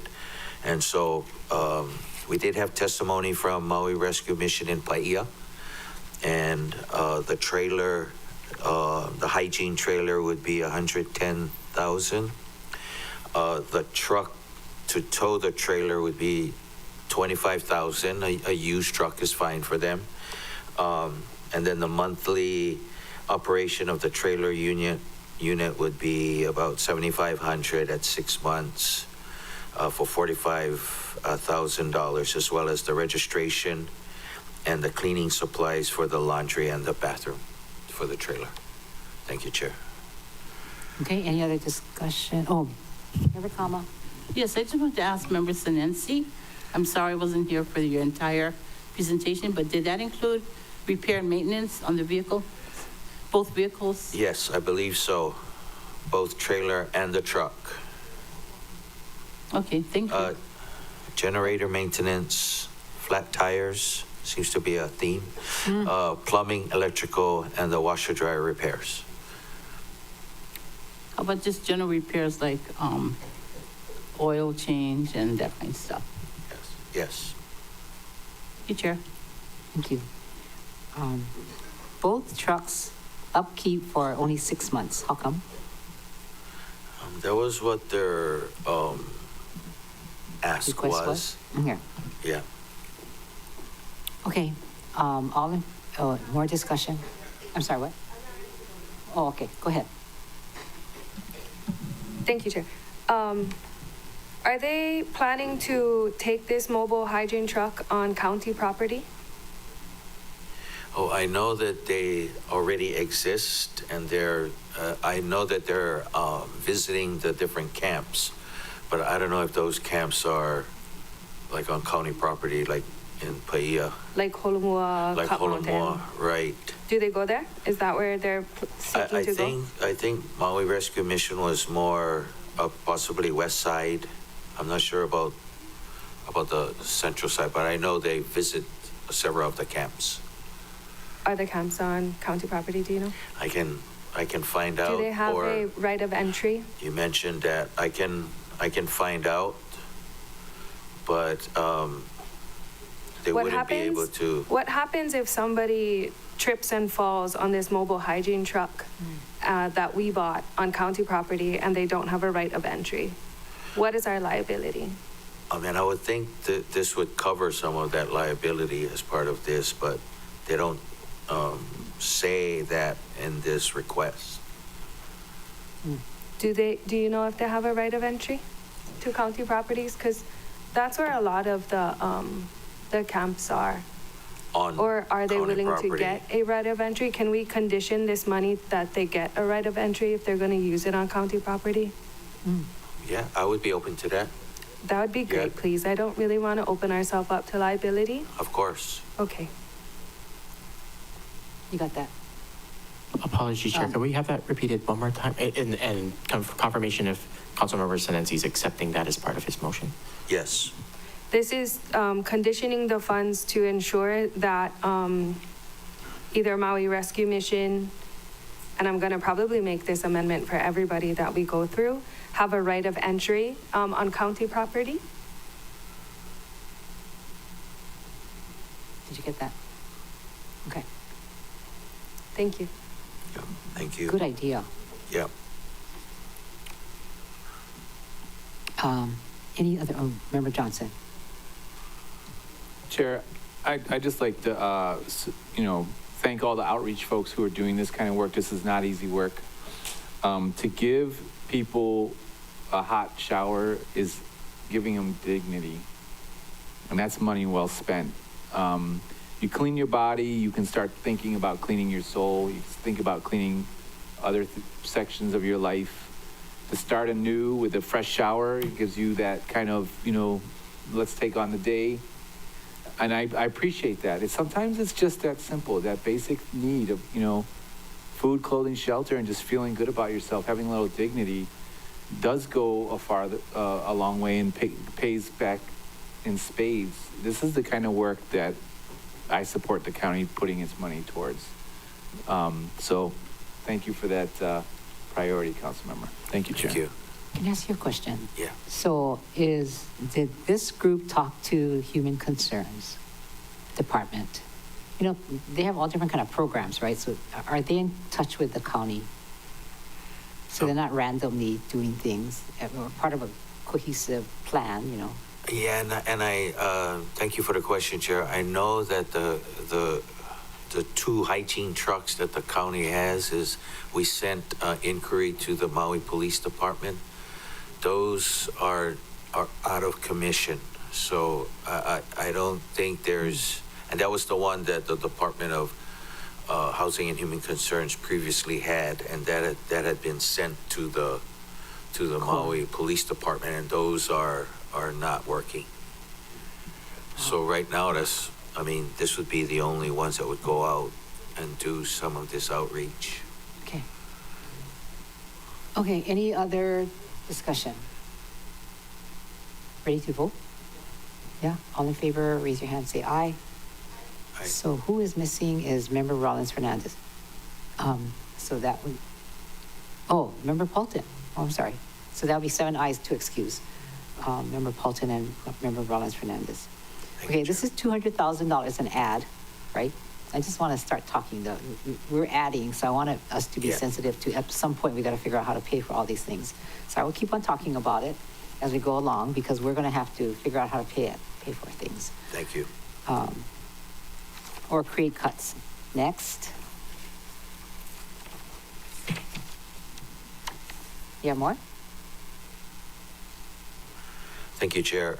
My second one was also in the category B, and it's to add a new appropriation entitled Maui Grassroots Collective, Inc., in the amount of $450,000 to develop harm reduction training, as we had heard in testimony, overdose prevention training, which they also share with the Maui Police Department, and the Holo Holo Ika Vibe program, which was the life-saving water program, and also meals, hygiene kits, and any outreach program supplies and basic necessities necessary for the health and wellness of the houseless community, Chair. Second. Okay. Do you know that I already wrote down first and the second was coming from you? Okay, any more discussion? Member, Can you please condition the right of entry, please? Friendly amendment. I can include the right of entry on county property. Thank you. Okay. Really, that's so important, right? Liability. Okay? So All in favor? that means subject to receiving the right-of-way, Right of entry. Yep. right of entry. Yeah. Okay, any more discussion? All in favor, raise your hand, say aye. Member Paulton? Okay, so that'll be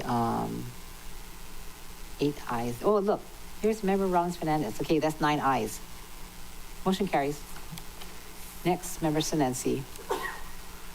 Thank you, Chair. I have one more under this department, and again, this was a request. Well, I'll do the motion first, and then I can go. Add a new appropriation entitled Maui Family Support Services Incorporated for Ikaika Partnership in the amount of $175,000 to prevent child abuse and neglect. Okay, that's your motion? Yeah. Second. Okay, Member Sinensi and second by Member Johnson. Go ahead. Thank you. And last Thursday, April 17th, we did have all of the come and testify at the Wailuku Kahului 1, as well as Member Johnson recognizing April 25th as the Child Abuse Prevention Month.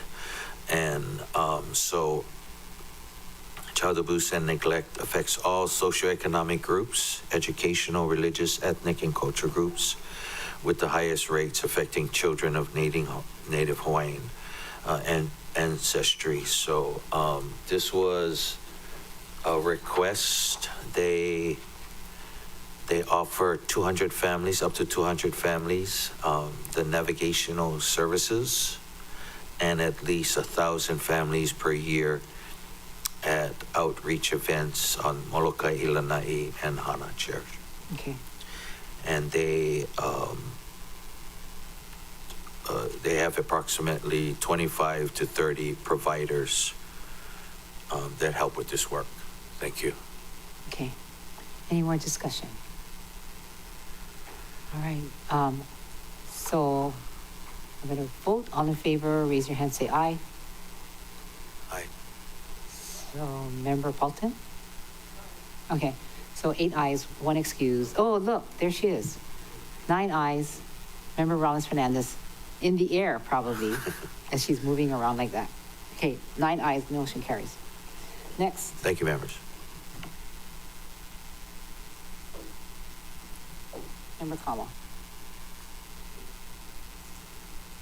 Page 10 on the matrix.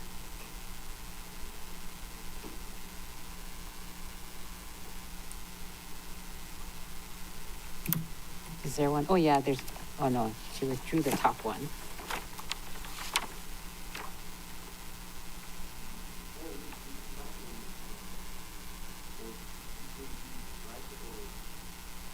Oh, you, okay, there's, oh, sorry.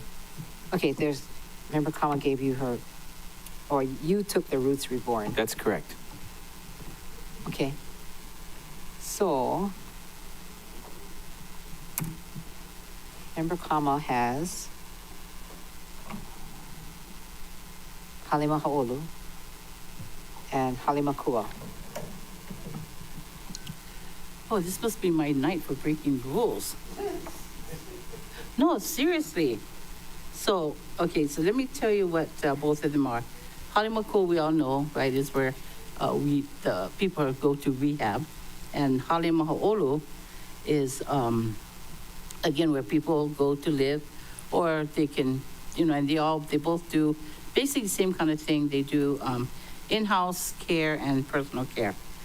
So when I did this, I wanted it to fit into my my district. So I put the money for increased services for personal care.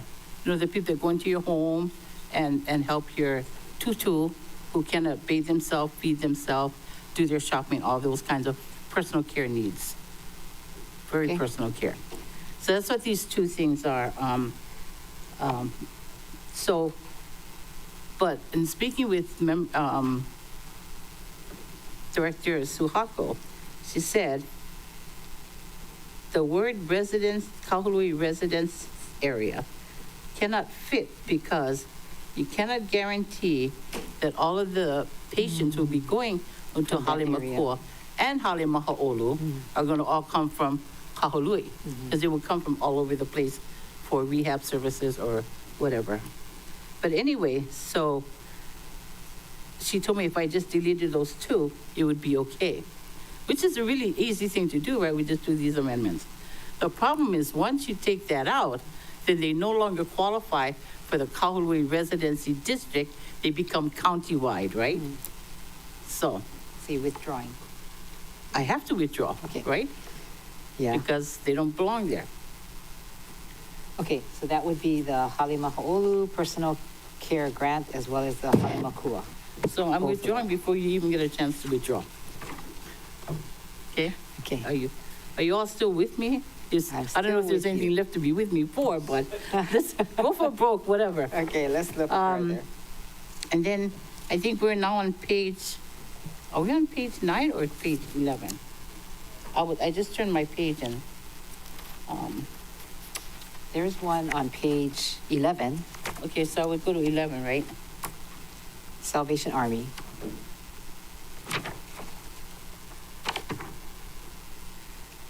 Well, can we go back to page 9 or did we already pass page 9? No. Okay, page 9. Right. So this is, I think, the one Gabe and I talked about earlier, or actually yesterday, I think. Almost seems like a long time ago.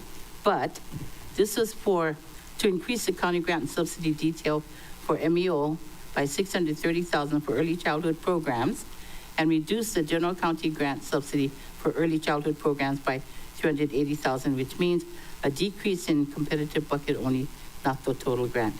So in this one, I think what I'm going to end up doing is withdrawing this one too, because you covered what you were talking to me about yesterday was correct, and I talked to Debbie Kabibi about it too.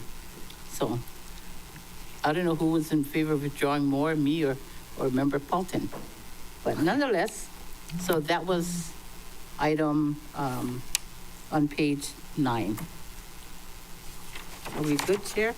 Now we can go to 11? Yes. Do you really want to withdraw that?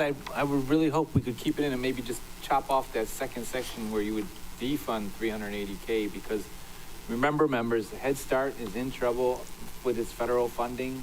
That's over 120 families in our communities that are receiving or going to Head Start. We heard when we went to the district meetings about how important the Head Start was. I appreciate Councilmember Kama's proposal. It's just that deleting that 380K might be the early childhood kids are at. Right. We don't want to The have 5. them fighting each other over these funds that are getting more and more limited. So are you sure you want to withdraw? I would really hope you wouldn't, because Well, those folks are. I feel so encouraged by somebody today, so thank you. So that means also, which also means that where it says a decrease in competitive bucket needs to be deleted though, right? That's what you're saying. I would say increase county grant subsidy detail for money Right. MEO by 630K for Yep. early childhood programs. End stop, full stop, Okay, right after programs. okay. Gotcha. So if that's a friendly amendment, I accept that friendly amendment from Member Johnson. Okay, so do we have a motion? That is. So moved. I'll second that. Okay, Member Kama and Gabe Johnson is the second. So this would be increased county grant subsidy for MEO, Inc. by, you're gonna increase it by 630,000. You got that? Yeah, yes, sure. Just for clarity, for staff's understanding, so for the motion, what would happen on the budget bill is we'd increase this line item for early childhood programs by $630,000. And then would it also include a condition underneath it that just says up to $630,000 must be for Maui Economic Opportunity, Inc.? Yeah. Thank you. Okay. You're good? Thank you. Okay. Now you can, You want to say something? Member Cook? No. All right, all in favor, raise your hand, say aye. aye. So we have Member Paulton and Member Rollins Fernandez are not here, so that's 7 ayes. Oh, there she is. 8 ayes, 1 excuse is Member Paulton. Motion carries. Hey, good job. Okay. Anything else, Member Kama? Yes, on page 11.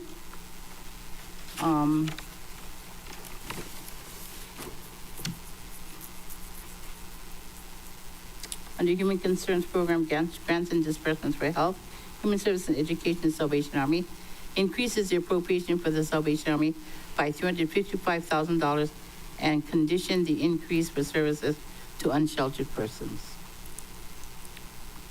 Okay. Motion made by Member Kama and second by Member Cook. Okay. So, Discussion. So this is Salvation Army. You remember those other guys that when you go shopping at Walmart, they're the guys ringing the bells, and the money that they raise there is for here. But they do that plus, if you've ever seen their van out there with, I think, Mark driving the van and dropping off to all the different encampments, personal hygiene kinds of things, and, you know, food and clothing and so on and so forth, that I think they have a really good thing going. I just want to make sure that they continue to do that. And I think they have a great staff that's able to do, volunteers too, that help them do this plus other things that they need to get done. So that's my rationale. Okay. And I like Salvation Army. Member Sinensi. Thank you, Chair. I just wanted to support the motion on the floor. I understand that the Salvation Army is part of those agencies that help with the efforts to address the houseless crisis. So I speak in support. Thank you. Okay. You ready to vote? Oh. Oh. Director Milner, you have a thought about the Salvation Army?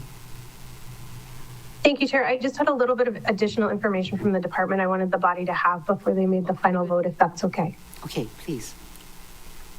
Okay, Thank you, Chair. Over the last 3 fiscal years, the Salvation Army has not fully expended the funds that the county has awarded them. In fiscal year 23, almost 28,000 lapsed. In fiscal year 24, 43,000 lapsed. And we're not sure, but at this point in the fiscal year, it looks like they could potentially lapse up to 30% of their funding. So I just wanted you to have that information before you took the final vote. Thank you, Chair. Okay. Oh, thanks. Thank you. Thank you very much. Member Hodgins. Oh, sorry. Director Milner, this question was for you. Director? Thank you. So what was the total amount of funds they were able to expend? So I believe for the past few years, I don't have the exact grant amount, but if we assume 245,000 per year in fiscal year 23, it would have been 217,086. In fiscal year 24, it would have been a little over 200,000. And this year, it looks like it'll be around 175,000. But again, we're only partway through the fiscal year, so it's possible the spending could pick up in the next few months. Thank you, Chair. Thank you. Thank you. Good thing. I don't know if with that information, you might want to amend some of the monies that we're increasing the appropriation for, unless they had a plan to spend down the 355 member comma. I don't know if they had a plan to spend it down, but I think at least taking or decreasing what you're asking is certainly warranted. Okay. What do you suggest then? How about, I'm looking at what they did, what they spent. I think the most they've gotten was 217. I would say 250. Okay. Thank you. If we're looking for a number. Okay. I can support that. Thank you, Chair. Okay. So, oh, Member Rollins Fernandez has her hand up. Thanks. Mahalo, Chair. I just wanted to ask a clarifying question to Member Kama. Yes. Did the Salvation Army request this funding? No. No? Oh, okay. And we're confident that they'll be able to spend it. No? I guess Okay. remember Hodgins asked if they have a plan. And the answer was no. Okay. Mahalo. Thank you. I didn't hear the answer. What did you say the answer was? I didn't answer. Oh, She asked if I was confident. Oh, member Kama can answer if she wanted to. yeah, Sorry. that's what I'm asking. I feel confident, I do. And I do feel like, they will get a plan. And I'm hoping it's a good plan. Be a happy plan. Okay, so this is going to be the total amount. Oh, okay. I guess the follow-up would be, okay, so they didn't request the money, the additional funding, but did you talk to them about you proposing additional funding? Yes, well, not me personally, but my staff did. Okay. Thank you. Okay, so the Salvation Army is now 250,000, correct? Yes, Chair. And your amendment? It's a friendly amendment, I guess. Member Kama and Member Cook. Apologies, Chair, just for staff's clarification. So is it now the increase is by 250,000, or would it be that the new appropriation amount would be 250,000?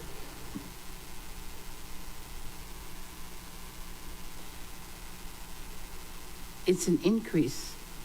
Okay, so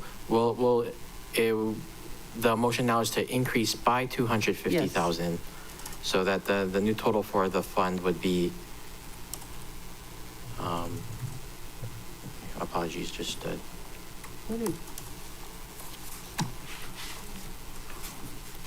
so the new line item total would be 495,000, And the 250,000 would be conditioned for services to unsheltered persons. Correct, Thank you. correct. Thank you. Okay, we're good. Ready? All in favor, raise your hand, say aye. Aye. Member Rollins Fernandez. There, okay. So that would be 8 ayes, 1 excused, Member Paulton. Okay. Is that it? No, me? Chair Lee? Yeah. Okay, I have on page 11, number 12. I'm switching this one out because this is the big one that I am going to defer for another time, a $4 million request for the purchase of homes for Aloha House Incorporated. That's substance abuse.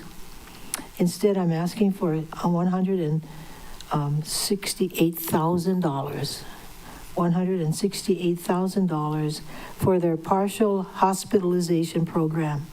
And this is a program which extends care for their clients who are exiting their program. They're finding a high incidence of relapsing. And so this program will help them as they transition out of the treatment program, out of the housing program. And these, especially for those who have co-occurring disorders, substance abuse and mental illness. So they have already started this program. They want to expand the program. It's been highly successful, and I ask for your support in a motion to accept this. Okay. So Chair Lee made the motion and second by Okay, if it wasn't what? Member Johnson. I didn't know if you got a second, Chair. So Oh, okay. second it. So as I explained it, this is a very good program that has been started as a result of them noticing the high incidence of relapsing and people coming back too soon. So to help them transition better and to be more self-reliant, they're doing this new program, which so far has been very successful. Most of the money will be for additional personnel and some rental assistance. That's it. Okay. Member Johnson. Chair, I second this because I really support it, and thank you, Chair Lee, for coming in with something like this. This is very needed for our community. I want to remind everybody, May 7th will be the groundbreaking of the 12-bedroom Aloha dorm that I fought for in my freshman year as a council member, and finally they're breaking ground. So sometimes these projects take a very long time to happen, but now all the things are coming together, and we're really going to kind of tackle this issue head on. So thank you, Chair Lee, and Rise in full support. Mahalo. Thank you. Okay. Member Kama. So I see the trend that we seem to be going in. You buy a house and you allow a nonprofit to run it for whatever it is that they're passionate about, whether it's sheltering the unsheltered or sheltering those who are trying to become addictive-free or whatever that might be. I think I like that path that we seem to be on, because it's so much easier to buy a house, right? Fund it and let them run it, right? I like that. So I like those programs. I might think of one next year. Thank you. Thank you, Chair. Okay. No more discussion. All in favor, raise your hand, say aye. Aye. So we are at, Member Rollins Fernandez did not pop up, and Member Paulton. Oh, there she is. Okay, 8 ayes, 1 excuse. Member Paulton. Thank you. Any more? I have one, Chair, and I'll try to be quick because I hear bellies grumbling. What page? Same page, page 11, just above Chair Lee's proposal on the matrix. And that is in Human Concerns Program B, number 4, Grants and Disbursements for Health, Human Services, and Education. And number 7, Immigrant and Migrant Services. So I move to increase by $235,000 and insert a condition to read $235,000 must be used for Maui Roots Reborn Incorporated, Know Your Rights Trainer, and Community Care Navigation Support Programs. Okay, Member Johnson, second by Member Hodgins. Thank you, Chair. Last year, I proposed $800,000 for immigration services, but it cut it down to $400,000, if you folks remember. The $400,000 is carried over as a line item, but we need more. The $400,000 was contracted out to Pacific Gateway, and Roots Reborn did not apply due to the lack of funds with federal cuts. The stance the Trump administration has taken for immigrants is well known, and this money is needed now more than ever in FY 2026. The program summary is basically the Roots Reborn is dedicated to providing trusted, cultural, competent, effective services to immigrant and migrant communities in Maui. Their integrated community empowerment work combines two of our strongest initiatives, the Know Your Rights and the Train Your Trainer program, and the Community Care Navigation program. Together, these programs empower community members with vital knowledge and direct support in accessing essential services and pathways to advocacy. The program objectives are 4, educate immigrant and migrant communities members on their legal rights through workshops and training, provide personalized support through community care navigators, and access critical services such as healthcare, housing, and other social services, build leadership capacity with the community by training leaders and to extend knowledge and support their peers, and collect and utilize data to improvise service delivery, identify gaps, and enhance program effectiveness. Of course, the activities were Know Your Rights Trainer and Community Care Navigation. And then Roots Reborn had a meeting with Director Sohako about not duplicating the Pacific Gateway work, so everybody's on board. And that's my proposal. Thank you, Chair. Okay, any other discussion? Member Hutchins. Thank you, Chair. If anybody hasn't checked out Roots Reborn's office in Kahului, I suggest they do. I suggest you do. They are an amazing group of people doing amazing things. And this is something like it's necessary for us to do, but it sucks that we have to. It really does. So I wish them and everybody else nothing but the best, and I'm happy to support this. Okay, anybody else? Member Kama. I have a question for Member Johnson. So, you know your community care navigators, these are the guys that go out and do a lot of the Train Your Trainer, Know Your Rights, and all of, then they go into these communities and try to help them to do that. So, and these are all volunteers, right? Most of them. Is that right? Your community care They have 20 trained, for the Train Your Trainers, 20 community leaders to serve as trainers, fostering peer-to-peer knowledge dissemination. Right. But they do have full staff. Yeah. But they have volunteers too, 20, right? Yeah, 20. So, my question is, do the volunteers who do the Train the Trainer, Know Your Rights, and you go into these communities and do these workshops, do they have mileage? Do you know if they get mileage? Do that? Do they mileage for their car if they go and drive? For the navigator, the person that actually goes to the meetings and does all of that. Because they're volunteers, right? That's true. I don't know if they get paid for their mileage. Oh, okay. It's something we could certainly bring up with them and find out, though. Okay. I like where you're going with it. Okay. They should be compensated if they can. For gas. Yeah, for gas. Yeah. Okay, that's all, Chair. Thank you. Okay, very good. Any more? We can break for dinner. Great. Oh, call for the vote, sorry. Getting hungry. All in favor, raise your hand, say aye. So this will be there. Okay, 8 ayes, 1 excused, Member Paulton. Mahalo, members. Okay, yeah, dinner's here? Chair, Yes. were you gonna break for dinner? Yeah, do you have more? No, I just wanted to say, mahalo. I think the Department of Human Concerns is one of those really big and important.